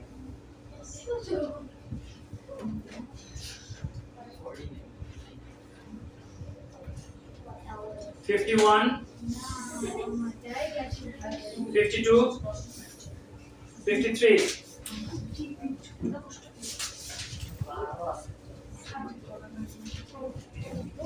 57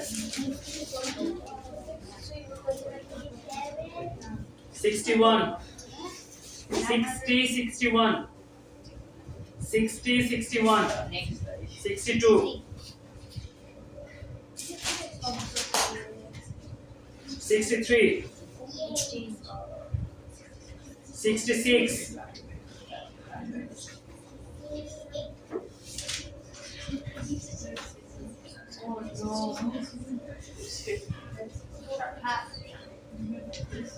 Without emotion.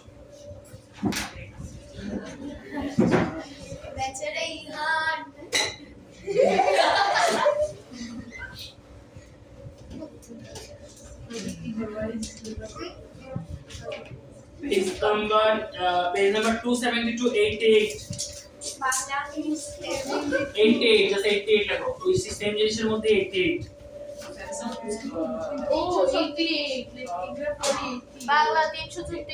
Okay. এগুলো enough. এগুলো করবার সাথে 4.1, 4.2, 4.3 এই ম্যাথগুলো না আমার পড়ে নিতে হবে বেশি আমার কথা শোনো এখানে যে ম্যাথগুলো আছে অনেক ম্যাথ সিমিলার টাইপের আছে একটা যদি তুমি বুঝে ফেলো পরেরগুলো না করলেও চলবে তুমি পরীক্ষা ভালো করতে চাও তাহলে এই ম্যাথগুলো প্র্যাকটিস করবা ধরো আবির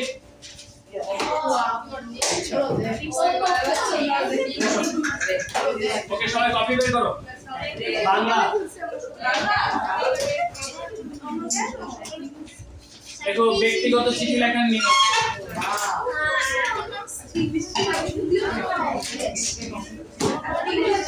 ঠিক আছে ফার্স্ট AK47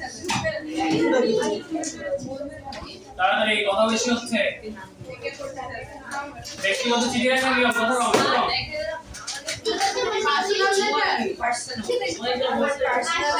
আমি খুব তাড়াতাড়ি লেখো, আমাদের হাতে বেশি সময় নেই, তো ফাস্ট লিখবা। তার জন্য সময় থাকবে আমি লিমিট করব। ওকে, এখানে মনে রাখবা পার্সোনাল লেটারে এই বাংলাতে ইংলিশে তোমরা যা কিছু করছো, বাংলাতে তারিখ বাম পাশে দেওয়া যাবে না ব্যক্তিগত চিঠিতে। তারিখ পাশে দিবা। প্রথমে এখানে জায়গার নাম দিবা। জায়গার নাম বাংলা পড়ে দেখি। বাংলা পড়ে দাও।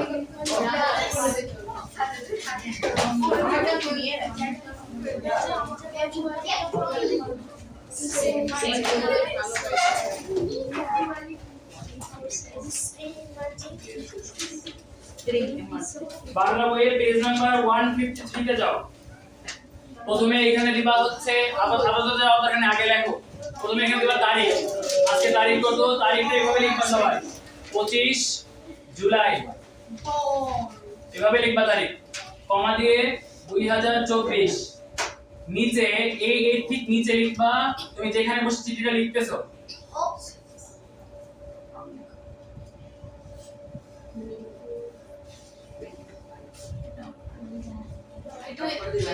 এটা ইংরেজিতে লিখতে হবে, বাংলায় লিখতে হবে। D O H ডট না দিলেও হবে, দিলেও হবে। ওকে, আমি ইংরেজি লেটারের সময় কি শিখেছিলাম? ডেট ঠিক যেখানে শেষ হয় তার উপর থেকে বরাবর সমান থেকে এখানে লিখতে হয়, তাই না? কোথা থেকে লিখতে হয়? তার নিচ থেকে, মনে আছে? গুড। এই বরাবর ঠিক এখানে আসবা, এর নিচ থেকে শুরু করবা। তাহলে এইখানে আমি লিখবো যার কাছে চিঠি লিখবা। যদি বাবা হয় তাহলে কি লিখবা? প্রিয় বাবা, শ্রদ্ধেয় বাবা। যদি বন্ধু হয় তাহলে কি লিখবা? শ্রদ্ধেয় অমুক। বন্ধু হইলে লিখবা প্রিয়, বাবা হইলে লিখবা শ্রদ্ধেয়। মা হইলে শ্রদ্ধেয় লিখতে পারো, প্রিয় লিখতে পারো, কোনো সমস্যা নেই। কারণ তোমার বাবা তোমাকে একটা ঝাড়ি দিলে তুমি এর বসে থাকবা, মা দিলে মাস্টার করব করবা মাঝে মাঝে।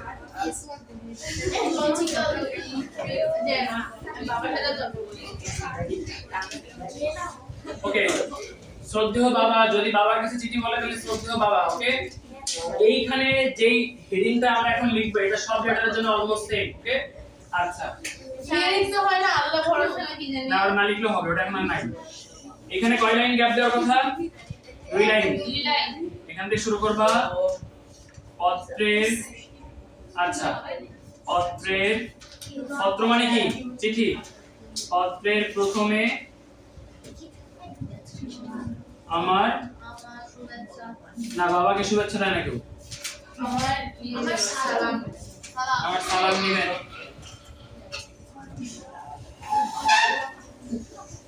আশা করি দিতে পারবা, আমার দরকার নেই। আশা করি আল্লাহর রহমতে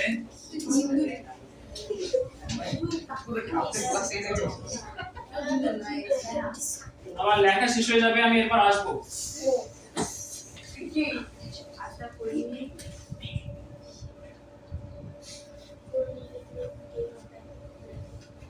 আপনারা সবাই ভালো আছেন? তুমি তোমরা পাইলে তো সমস্যা না, সমস্যা নেই। আমিও ভালো আছি। তুমি তোমরা করে লিখলে জিনিসটার সাথে যায় না ঠিক ব্যাপারটা, কারণ তুমি এখানে শ্রদ্ধেয় লিখছো। শ্রদ্ধেয় লিখে তুমি এখানে তুমি করতে পারো। এখানে আর কেউ নাই যে বাবাকে আপনি আপনারা করে দেখেন। বাবা মাকে না, যদি মাকে লেখো তুমি করে লিখতে পারো। এটা হচ্ছে প্রত্যেকটা দেশের বা প্রত্যেকটা কালচারের কিছু ট্র্যাডিশন থাকে। তো এখানে হচ্ছে বাংলাদেশে নরমালি তোমার বাবা দেখবা তোমার বাবাকে তুমি বলো, তোমার দাদাকে তোমার বাবা তুমি বলে, মোস্ট অফ দ্য ক্ষেত্রে আপনি বলো। তুমি আচ্ছা ওকে, ঠিক আছে ঠিক আছে। ওকে, এই আমার কথা শোনো।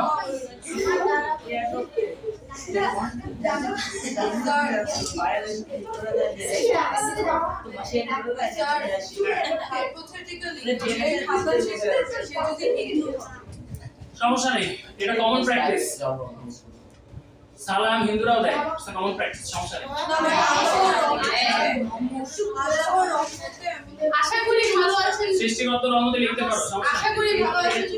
ওকে, লিখলে হবে। আশা করি আপনারা আস্তে, আশা করি আপনারা সবাই ভালো আছেন লিখলে হবে, আমিও ভালো আছি লিখলে হবে। ওকে, এটা আমার কথা শোনো, এটা হচ্ছে একদম বেসিক স্ট্রাকচার। বেসিক স্ট্রাকচার মানে কি? এখন যে বন্ধুর কাছে আসে তাহলে কি লিখবা? প্রিয় অমুক, পত্রে প্রথমে আমার সালামের জায়গায় কি লিখবা?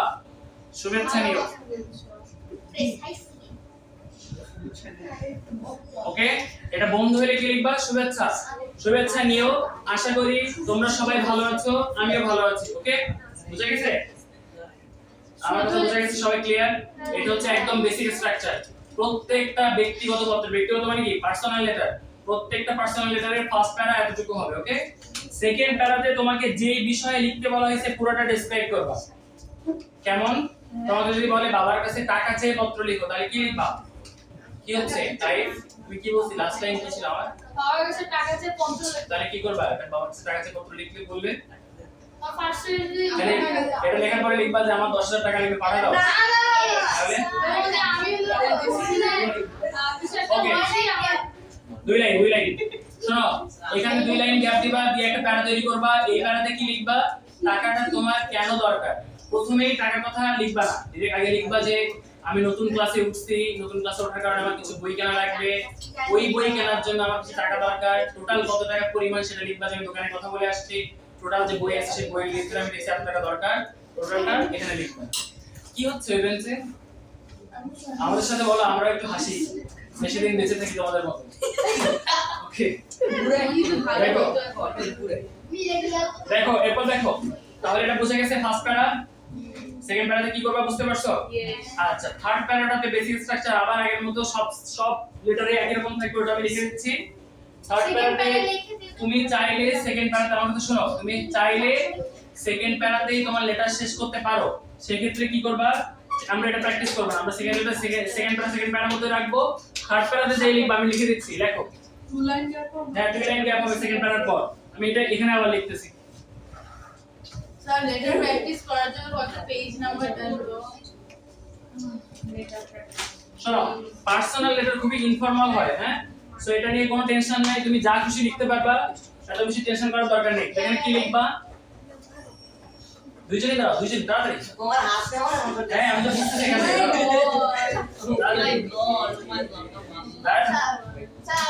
ওকে, থার্ড প্যারাতে এখানে থার্ড প্যারাতে কি করব? থার্ড প্যারাতে আমি লেখা শুরু করব।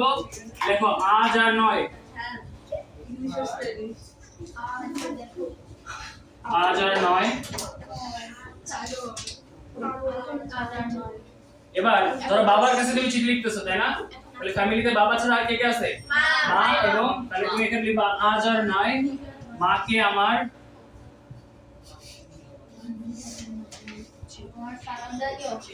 আমার সালাম ও ভালোবাসা জানাবেন।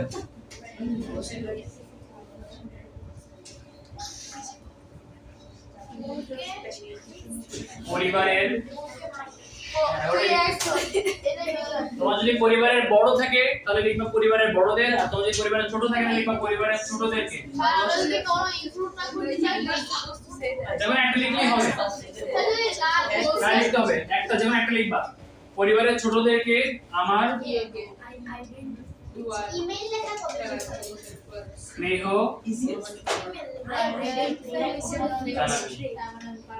আচ্ছা, পরিবারের ছোটদেরকে আমার স্নেহ ও ভালোবাসা জানাই।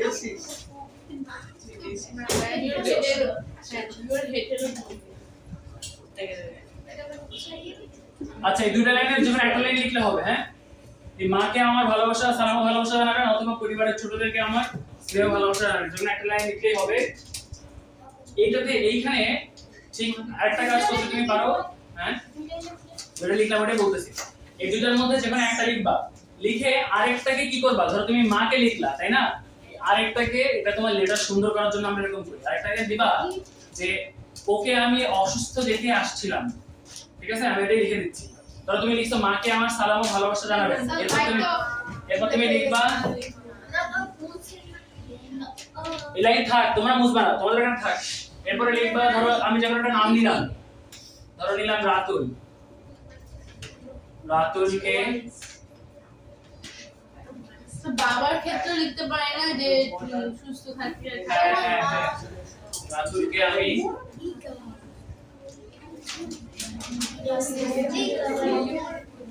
আচ্ছা রাতুলকে আমি না লেখো এটা কেটে দাও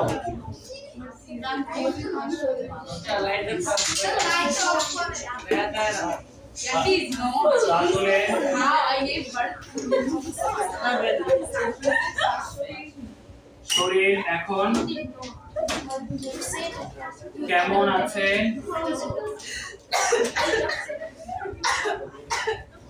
তা আমাকে Stop. জানাবেন কি হচ্ছে এখান থেকে ক্যাপ ছেড়ে আমার সাথে কে কে মাসে ক্যাপচার বল প্রাইভ কেন কেন ক্যাপচার করছে কে মাসে আমার হাতে ছিল হাতটা ছিঁড়ে গেছে একই তো এসে দাও সামনে এখানে। আচ্ছা সত্যি আসলে পুরো এসে দাঁড়িয়ে গেছে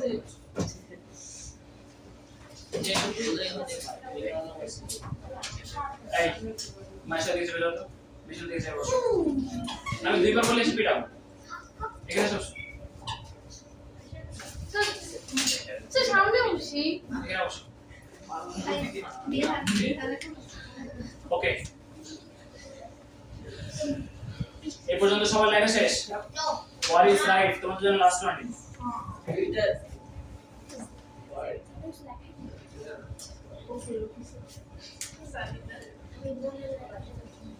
ঠিক আছে এই কমন স্ট্রাকচার রাখলে হবে বা তুমি তোমার মতো লাস্টে একটা কনক্লুডিং স্পিচ দিলে হবে কোনো সমস্যা নেই এবার আবার দুই লাইনের গ্যাপ দিবা দিয়ে লিখবা এখানে লিখবা ইতি আচ্ছা এই পাশে না ডান পাশে এই ঠিক যে বরাবর তুমি লিখছো না হচ্ছে তোমার কি বলে ডেট ঠিক এই বরাবর নিচে আসবা যেখানে শেষ হইছে সেখান থেকে দুই লাইন নিচে এখানে লিখবা ইতি আপনার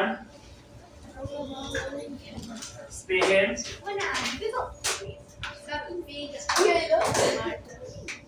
রিফার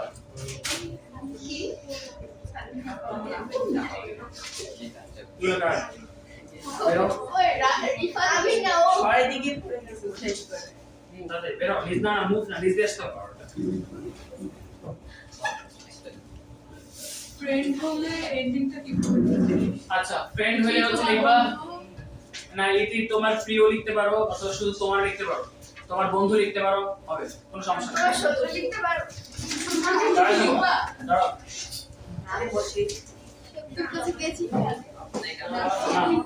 ওকে এখন হচ্ছে লেটারের একটা খুবই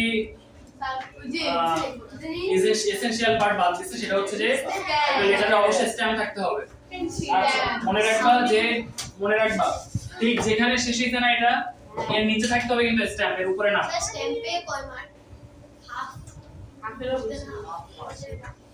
স্ট্যাম্প মাঝখান থেকে ভাগ করবা ভাগ করে এই পাশে এরকম একটা বক্স করবা কিংবা ডান টিকিট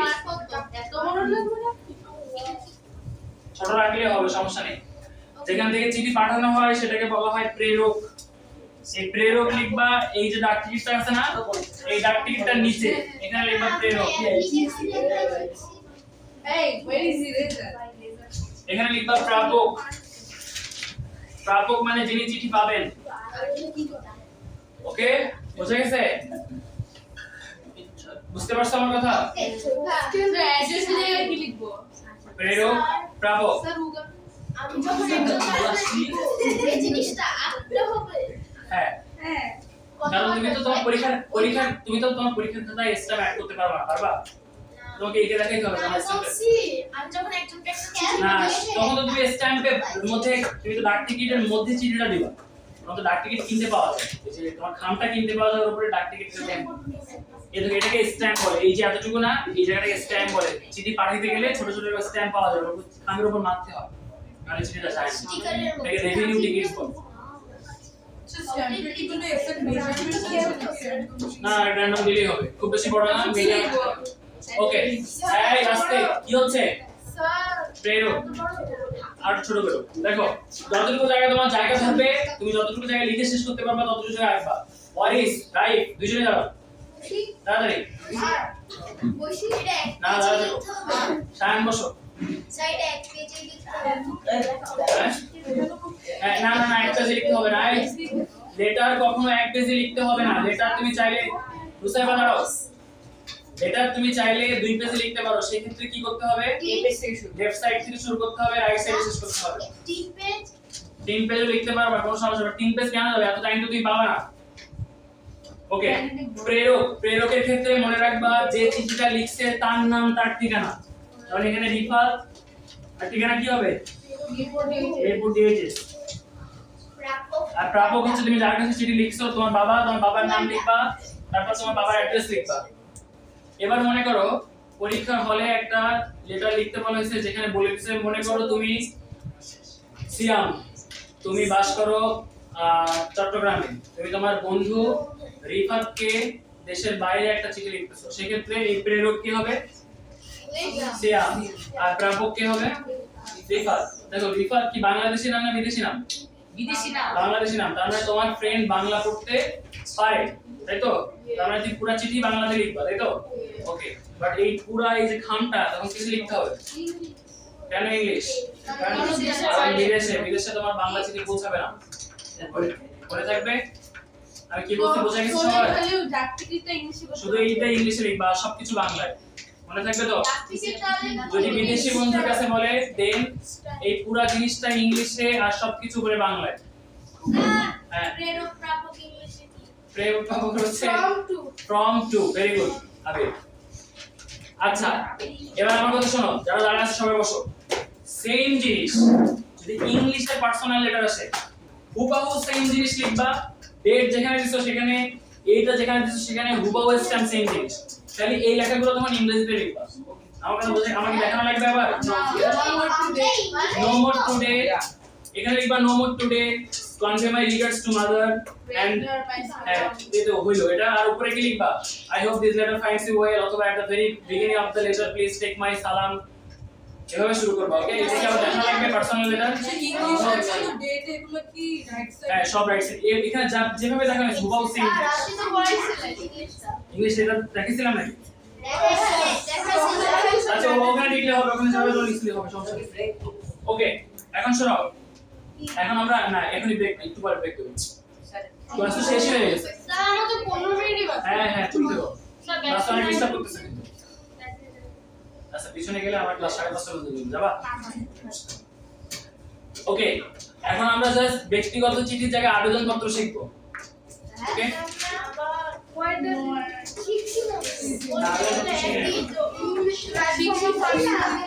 পেজ নাম্বার 165 164 হ্যাঁ আবেদনপত্র আবেদনপত্র শিখেছিলাম এই দাও আবেদনপত্র কি বলতো একটা পত্র যেই পত্রতে আবেদন কি আবেদনটা কি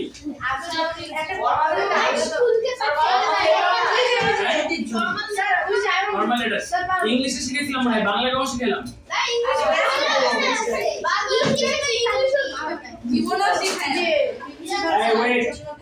ইংলিশে আমি পার্সোনাল লেটার লেখা শিখেছি বাট ফর্মাল লেটার তো আমি ইংলিশেও শিখাই বাংলাও শিখাই আমি কি আজকে 3 দিনের ছুটির জন্য আবেদন তারপর হচ্ছে এরকম আচ্ছা শিখাইছি কারা হাত করো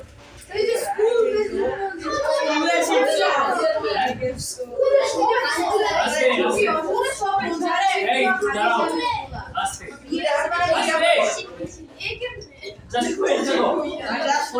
আমি যেটা বলতেছি সেটা শোনো আমরা এটা কোথায় কি আশ্চর্য কোথায় শিখছি আমরা এটা একজন বা 72 করে শুধু বলো আমরা কোথায় শিখছিলাম এটা কোন বা এখানে না ওই বাসায় কারো কাছে প্রুফ আছে না এই করার নেই আচ্ছা যদি করাও থাকি দেন করো না জীবনেও করে আমি কিছু দূর করে আবার তুই আমার বাংলা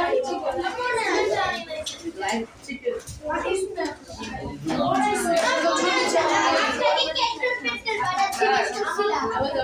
ও হ্যাঁ মনে পড়ছে হ্যাঁ ঠিক আছে এটা আমরা বাসায় শিখছিলাম না সাবাল শিখে স্যার আমি বলি আমরা কি হ্যাঁ তো আবার লিখতে হবে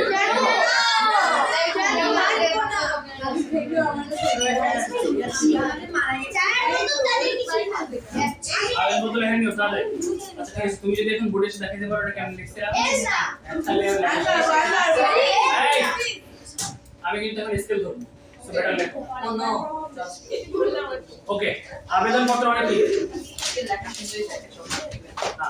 আবেদনপত্র মানে কি আবেদনপত্র মানে হচ্ছে ফর্মাল লেটার কথা বলবা না আবেদনপত্র মানে হচ্ছে ফর্মাল লেটার বা অ্যাপ্লিকেশন সেম জিনিস ফর্মাল লেটারের ক্ষেত্রে কিছু রুলস থাকে যেটা তুমি ব্রেক করতে পারবে না ইভেন তোমার অ্যাপ্লিকেশন সহজভাবে বুঝো এবং তোমার রুলস এর বাইরে যদি তোমার অ্যাপ্লিকেশনস এর বাইরে যদি তুমি কিছু জিনিসপত্র লেখো তোমার অ্যাপ্লিকেশন হয়তো যার কাছে তুমি লিখতেছো সে পড়বেও না ইভেন অ্যাপ্লিকেশনস এর একটা অ্যাপ্লিকেশনের সবথেকে ইম্পর্টেন্ট পার্ট কি দেখি কে বলতে পারে বলো কি সাবজেক্ট প্রত্যেকটা অ্যাপ্লিকেশন তুমি যখন জমা দাও একটা অফিসার ধরো মনে করো তুমি হেডমাস্টারের কাছে অ্যাপ্লিকেশন জমা দিচ্ছ ওনার ওখানে ডেইলি 15টা 16টা অ্যাপ্লিকেশন যাচ্ছে ওই সব অ্যাপ্লিকেশন বসে বসে পড়বে দেখ না দেখবে যে আমার সাবজেক্ট কি যেই সাবজেক্টগুলো আমার কাছে মনে হয় যে এই সাবজেক্টটা পড়ে দেখা যায় সেই সাবজেক্টগুলো পড়ে দেখবে ওকে তার মানে সবসময় মনে রাখবে অ্যাপ্লিকেশনের সবচেয়ে ইম্পর্টেন্ট পার্ট হচ্ছে সাবজেক্ট যদি মিস করো ইউ মে গেট 0 একদম 0 পাইতে পারো ওকে তো ধরো আবেদনপত্র লেখা নিও আমরা আগে বাংলায় শিখবো হুবহু সেম জিনিসটা ইংরেজিতে হবে ওকে আবেদনপত্র যখন লিখবো মনে রাখবা একদম উপরে বাম কোণায় এটা ধরো আমার মনে করো মার্জিন এই উপরে বাম কোণায় এখানে হবে হচ্ছে ডেট 24 জুলাই বা 25 জুলাই হোয়াটএভার লেখো সমস্যা নেই 2024 ওকে এবার এখানে দুই লাইন গ্যাপ দিবা দরকার নাই তুমি এটা লেখাবে এরপর দুই লাইন গ্যাপ দিবা মনে থাকবে দুই লাইন গ্যাপ দিয়ে এখানে লিখবা যার বরাবর লিখবা তাকে প্রধান শিক্ষক কি করে দুই লাইন আবার গ্যাপ প্রধান শিক্ষক না বরাবর লেখা দরকার নেই নতুন নিয়মে বরাবর নাই প্রধান শিক্ষক ওকে প্রধান শিক্ষকের পরে কেউ কোনো কমা দাড়ি কিচ্ছু দিবা না মনে থাকবে তো এখানেও কমা এখানে কোনো দাড়ি কিন্তু দাড়ি বা কমা কিছুই নাই এভাবে রাখবা প্রধান শিক্ষক এভাবে রাখবা এবার যেই স্কুল হ্যাঁ অধ্যক্ষ তুমি যদি স্কুলে দাও দেন প্রধান শিক্ষক তুমি যদি কলেজে দাও দেন অধ্যক্ষ তোমারটা যদি স্কুল এন্ড কলেজে তাহলে তোমারটা অধ্যক্ষ হবে ডিপেন্ড করে তোমার পরীক্ষার প্রশ্নে কি বলে দিচ্ছে যে তোমার স্কুলের টিচারের কাছে নাকি তোমার কলেজের প্রিন্সিপালের কাছে নাকি এলাকার চেয়ারম্যানের কাছে যার নাম বলা থাকবে তার কাছে দিবা মনে থাকবে স্যার চেয়ারম্যান থাকলে কি চেয়ারম্যান লাগবে হ্যাঁ স্যার চেয়ারম্যান বাংলা এটা চেয়ারম্যান বলে চেয়ারম্যান ওকে কোন দায়িত্ব দিলে এটা না এখানে দাঁড়িয়ে না এখানে দাঁড়িয়ে নাই ওকে এরপর দেখো প্রধান শিক্ষক তারপর তুমি তোমার কি করবা স্কুলের নাম লিখবা এখানে তাহলে আমি একটা স্কুলের নাম লিখলাম আমি একটা স্কুলের নাম নিলাম এখানে মহাখালী স্যার দুই লাইন চেঞ্জ করছি না ডোন্ট ইউ ডেয়ার উচ্চ বিদ্যালয়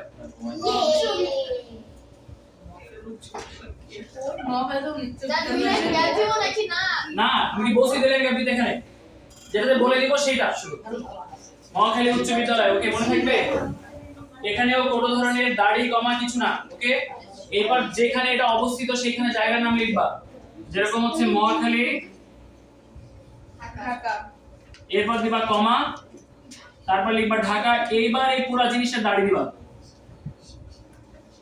এগুলো মনে রেখো কিন্তু এগুলো প্রত্যেকটা জিনিসের জন্য মার্ক কাটবো 24 জুলাই 2024 এখানে কোনো দাড়ি কমা নাই শুধু এখানে একটা কমা আছে প্রধান শিক্ষক কোনো দাড়ি নাই মহাখালী উচ্চ বিদ্যালয়ে কোনো দাড়ি নাই মহাখালী কমা দাড়ি সরি ঢাকা তারপর কোনো দাড়ি ওকে আচ্ছা এবার আবার দুই লাইনের গ্যাপ দিবা দিয়ে বিষয় সবচেয়ে ইম্পর্টেন্ট জিনিস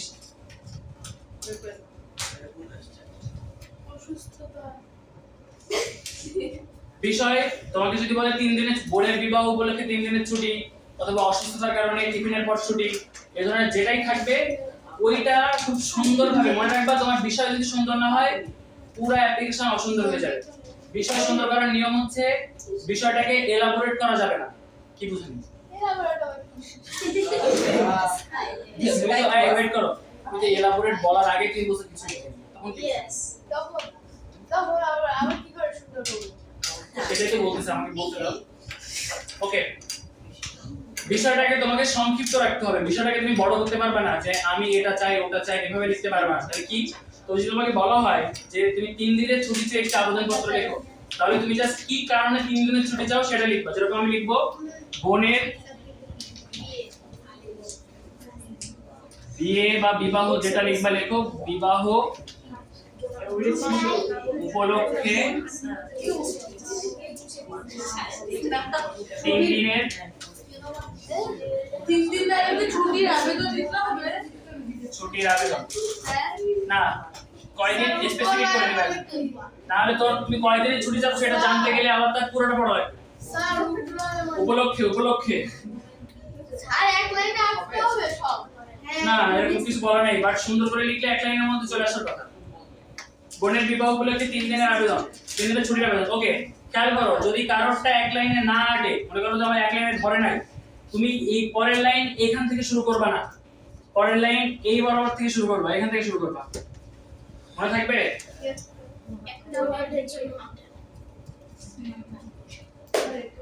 বোনের বিবাহ উপলক্ষে 3 দিনের ছুটির আবেদন, যেটাই বলা থাকবে সেইটার আবেদন, যেটাই বলা থাকবে সেইটার আবেদন। যেরকম যদি তুমি বলো অসুস্থতার কারণে টিফিনের পর ছুটি চাচ্ছ, তাহলে কি লিখবা অসুস্থতার কারণে টিফিনের পর ছুটির আবেদন, মনে থাকবে?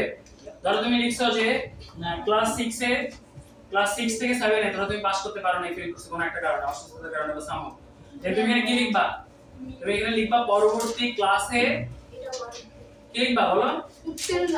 উত্তীর্ণ করানোর জন্য আবেদন। ওকে, মনে থাকবে? যত শর্টে তুমি লিখতে পারো তত ভালো, বাট অবশ্যই এটা এমন হইতে হবে যাতে বুঝতে পারে মানুষ পড়ে। ওকে, বিষয় পর্যন্ত ক্লিয়ার সবার কাছে? আচ্ছা, 2 লাইন গ্যাপ দিবা আবার সেম। এবার আমি মুছে দেব, মুছে দিয়ে আমি আবার একদম উপর থেকে লিখব। হ্যাঁ জনাব, এখানে তুমি জনাব লিখতে পারো অথবা মহোদয় লিখতে পারো, মহোদয় কঠিন শব্দ দরকার নাই, জনাব লিখবা, জনাব লিখে একটা কমা দিবা, না কমা নাই, সরি সরি সরি, জনাবের পর কোনো কমা নাই, জনাবের পরে আবার কি করবা?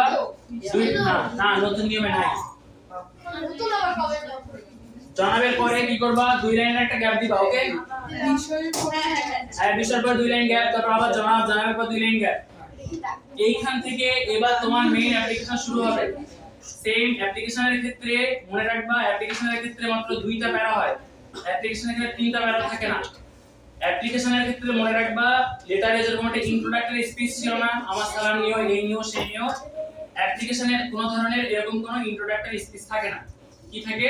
You will directly come into the business. কেন? তুমি কে, তুমি কে, প্রথম কথা হচ্ছে তুমি কে, হাউ আর ইউ রিলেটেড, যার কাছে তুমি অ্যাপ্লিকেশনটা লিখতেছো তার সাথে তোমার সম্পর্ক কি। এখানে তাহলে প্রথম লাইন কি হবে বলো তো? আমি ভেরি গুড। লিখবা যে আমি আপনার স্কুল অথবা আপনার কলেজের অমুক শ্রেণীর ছাত্র, রেগুলার ছাত্র, নিয়মিত শিক্ষার্থী লিখলে হবে। তাহলে আমি লিখবো, দেখো আমি, আচ্ছা এখানে একটু কথা আছে, এই আমি বা যে তুমি মেইন কথা যেটা লিখবা তার আগে একটা শব্দ তোমাকে লিখতে হবে, এটা লিখবা বিনীত নিবেদন এই যে, সবিনয় নিবেদন লিখলে হবে, বিনীত লিখবা, সবিনয়, সবিনয় আর বিনীত একই জিনিস। আচ্ছা লিখো বিনীত সবিনয়, সবিনয় যেখানে একটা লিখলে হবে বিনীত নিবেদন এই যে, কমা, এরপর একটা কমা হবে, এরপর you will come to the business, যে তোমার সাথে আমার সম্পর্ক কি। বিনীত নিবেদন এই যে আমি আপনার বিদ্যালয়ের অথবা স্কুলে লিখলেও হবে, আপনার বিদ্যালয়ের 6ষ্ঠ শ্রেণীর একজন নিয়মিত ছাত্র, শ্রেণীর একজন নিয়মিত ছাত্র। এই নিয়মিত শব্দটা কেন ইউজ করা হচ্ছে বলো তো?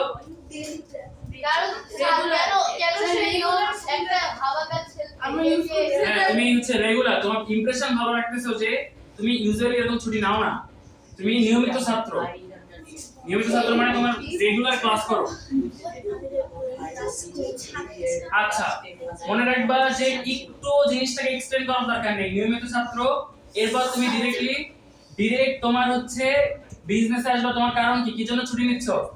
বোনের বিবাহ। তাহলে তুমি ডিরেক্ট এখানে লিখবা আগামী এত তারিখ আমার বোনের বিবাহ ধার্য করা হয়েছে, বা ঠিক করা হয়েছে লিখলেও হবে, নির্দিষ্ট করা হয়েছে আগামী 27 আমার বোনের বিয়ে লিখলে হবে না? 7 2024 তারিখে আমার বোনের বিবাহ ঠিক করা হয়েছে।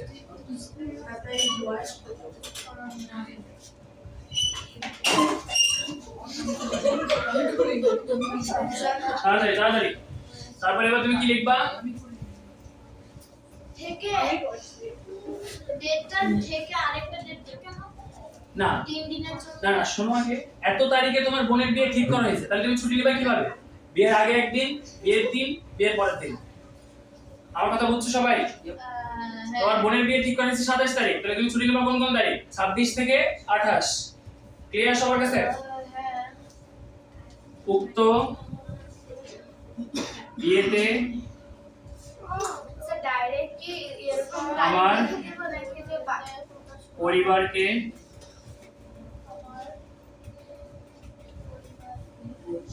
সাহায্য করার জন্য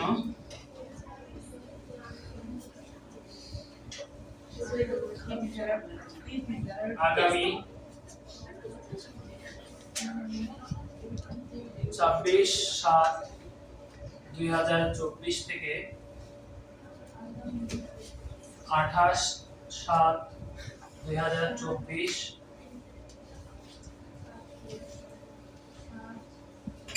তারিখ, লেখা আছে 26 জুলাই থেকে 28 হ্যাঁ লিখলে হবে, তারিখ পর্যন্ত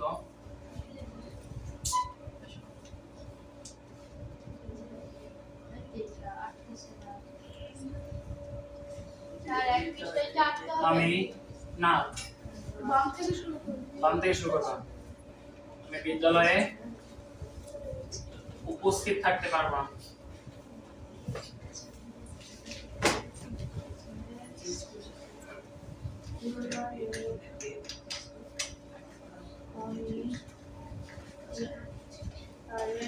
দেখেছে সবার? কি বিয়েতে হ্যাঁ, উক্ত উক্ত উক্ত মানে হচ্ছে ওই উক্ত কোথায় আছে? আচ্ছা, উক্ত বিয়েতে মানে হচ্ছে যে বিয়ের কথা তুমি একটু আগে বলছো ওটাকে বলা হয় উক্ত, মানে বলা হয়েছে আমার। আচ্ছা, উক্ত না বলে ওই লেখা এই বিয়েতে লিখলেও হবে, এই বিয়েতে। আচ্ছা, তো উত্তর রাখো তাই। আমি বলছি উত্তর কি ভুল? স্যার এটা এক পেজে করব না? না, এর নামটা থেকে শুরু করলেই হবে, নামটা শুরু সমস্যা নেই। এক পেজে লেখা বেটার, বাট যদি তুমি না পারো কোনো সমস্যা নেই। স্যার পরীক্ষা কি অপশন থাকবে? হ্যাঁ? পরীক্ষা কি অপশন থাকবে যে ব্যক্তিগত চিঠি? না, এরকম কোনো অপশন থাকবে না। আপনি কি দিবে দুইটার মধ্যে দুইটা না, না, না, না। এই উইকলি আসবে না জি? হ্যাঁ, যেমন একটা আছে। শিওর আপনার মত যদি ইজি একটা দেন ওকে, দেখো তুমি তুমি শোনো, আমার কথা শোনো। জানো তুমি কি চাচ্ছ এটা কিন্তু ফার্স্ট প্যারাতে লেখা যাবে না।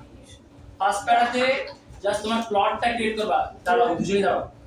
দাঁড় দেখা যাচ্ছে সবগুলা, দাঁড়াও। এইখানে ফার্স্ট প্যারাতে তুমি শুধু লিখবা যে তুমি তোমার প্লটটা ক্রিয়েট করবা, যে তুমি কেন ছুটিটা চাও। এইবার তুমি কি করবা? সেকেন্ড প্যারাতে মানে যেটা লাস্ট প্যারা, এখানে তুমি লিখবা যে ওই 3 দিন আমাকে ছুটি দেওয়ার জন্য অনুরোধ করা যাচ্ছে। ওকে, ওটা লিখে দিচ্ছি আমি, দেখো।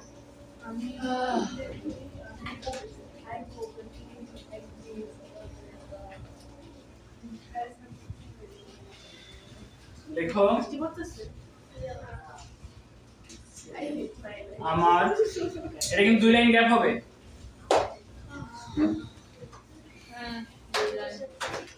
উপরে লিখতেছি আমি।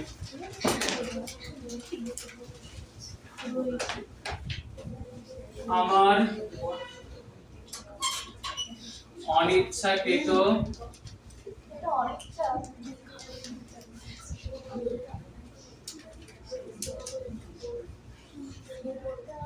ওই 3 দিনের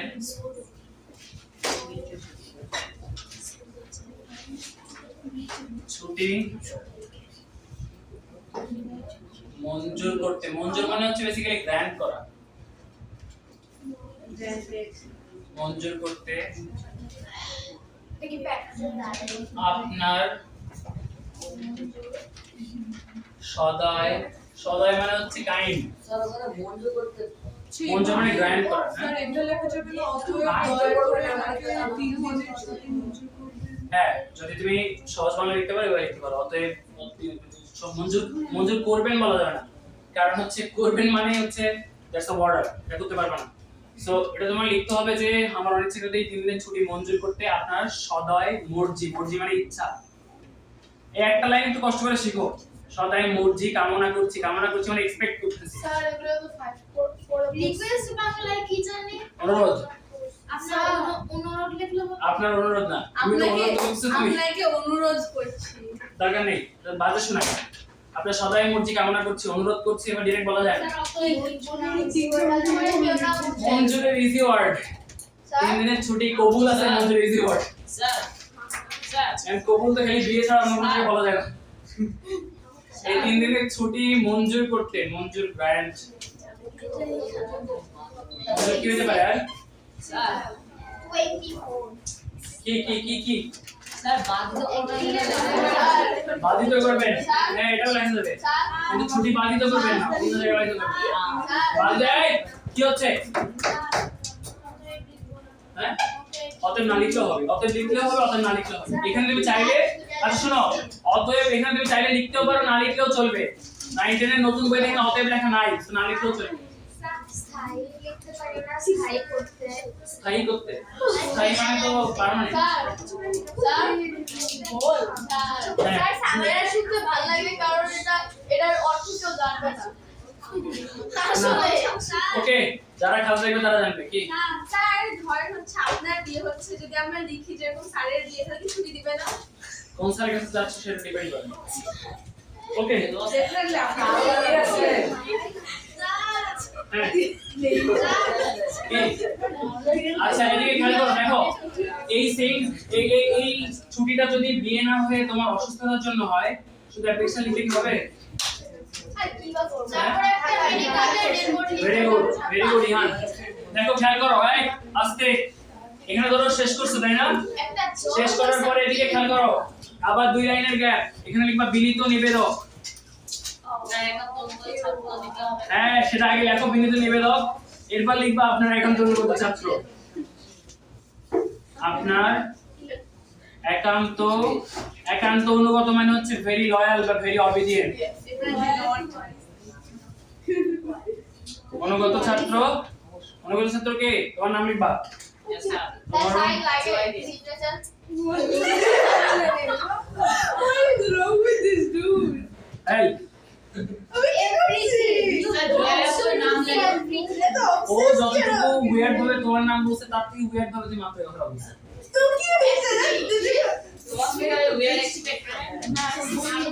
ওকে আস্তে, আপনার অনুগত ছাত্র মোহাম্মদ ধরো রবিউল হোসেন।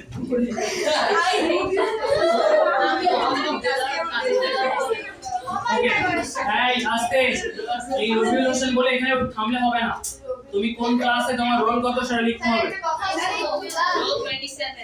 হ্যাঁ বলো। হ্যাঁ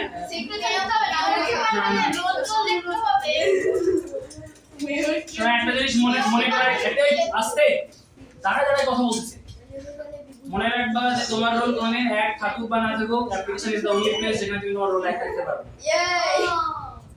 ওকে এবার শোনো, আমার কথা শোনো, একবার যদি যেরকম তোমার অসুস্থতার জন্য ছুটি, সেই ক্ষেত্রে তোমাকে আলাদা করে এখানে আবার 2 লাইন গ্যাপ দিবা, এখানে লিখবা সংযুক্তি। সংযুক্তি মানে হচ্ছে অ্যাটাচমেন্ট। আরো লিখতে হবে?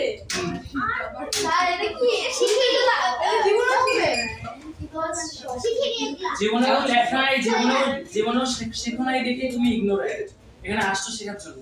দেখো সংযুক্তি লিখবা, সংযুক্তি লিখে এখানে লিখবা মেডিকেল সার্টিফিকেট। ও যদি ইংলিশ দিয়ে থাকে হ্যাঁ তো অসুস্থ হবে। তাই তো বললাম, জ্বরের জন্য কে বলি মেডিকেল সার্টিফিকেট, মেডিকেল সার্টিফিকেট অথবা প্রেসক্রিপশন যেটা লিখলে হবে। একটা জ্বরের জন্য কি দিব? হ্যাঁ যে এখন তো লাগে 50 টাকা এই यस স্যার, সত্যি জ্বরের জন্য কি লিখব? এত বুঝার তো দরকার নেই, তুমি লিখছো তোমার কাছে সত্যি সত্যি চাচ্ছে, জাস্ট এই লাইনটা লিখে দিবা, শেষ। ওকে আর যখন সত্যি সত্যি আচ্ছা আমার কথা মন দিয়ে শোনো, সেম জিনিস এখন ইংরেজিতে লিখতে বলতে পারবে না, আমি ইংরেজি শিখাইলাম না কিন্তু আসবে আসবে। ইংরেজি যদি কারোর খুব বেশি সমস্যা হয় অ্যাডভান্স লার্নার বইটা নিবা, ওখানে দেখবা যে অ্যাপ্লিকেশন লেখা আছে, একটা অ্যাপ্লিকেশন দেখে নিবা। স্যার এই মন্ত্রগুলো ইংলিশ কি করে লেখো? ওটাই বললাম অ্যাডভান্স লার্নিং নিবা ওইটা, ওকে? নিয়ে ওখানে দেখবে অ্যাপ্লিকেশন লেখা আছে, যখন অ্যাপ্লিকেশন পড়বে, ওকে? বুঝতে পারছো আমার কথা? হ্যাঁ? তারপর যদি কোনো সমস্যা হয় আমাকে ফোন দিও।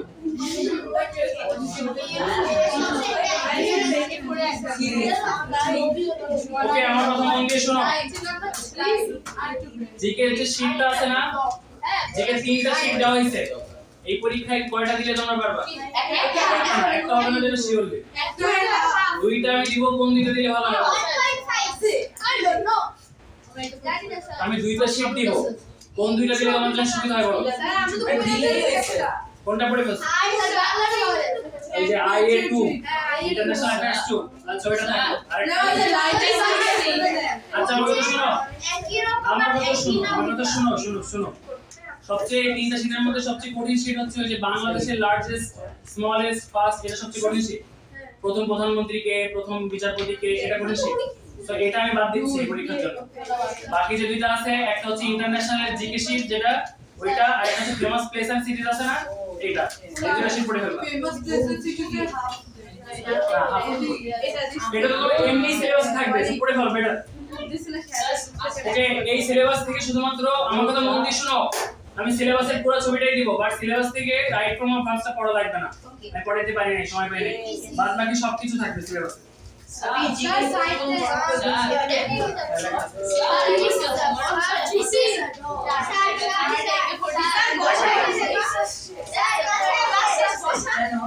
কি বসাবো? বসো। ও না না না হ্যাঁ বলো কি? স্যার, তিব্বত কখনো একটা দেশ না, তিব্বত দেশ না।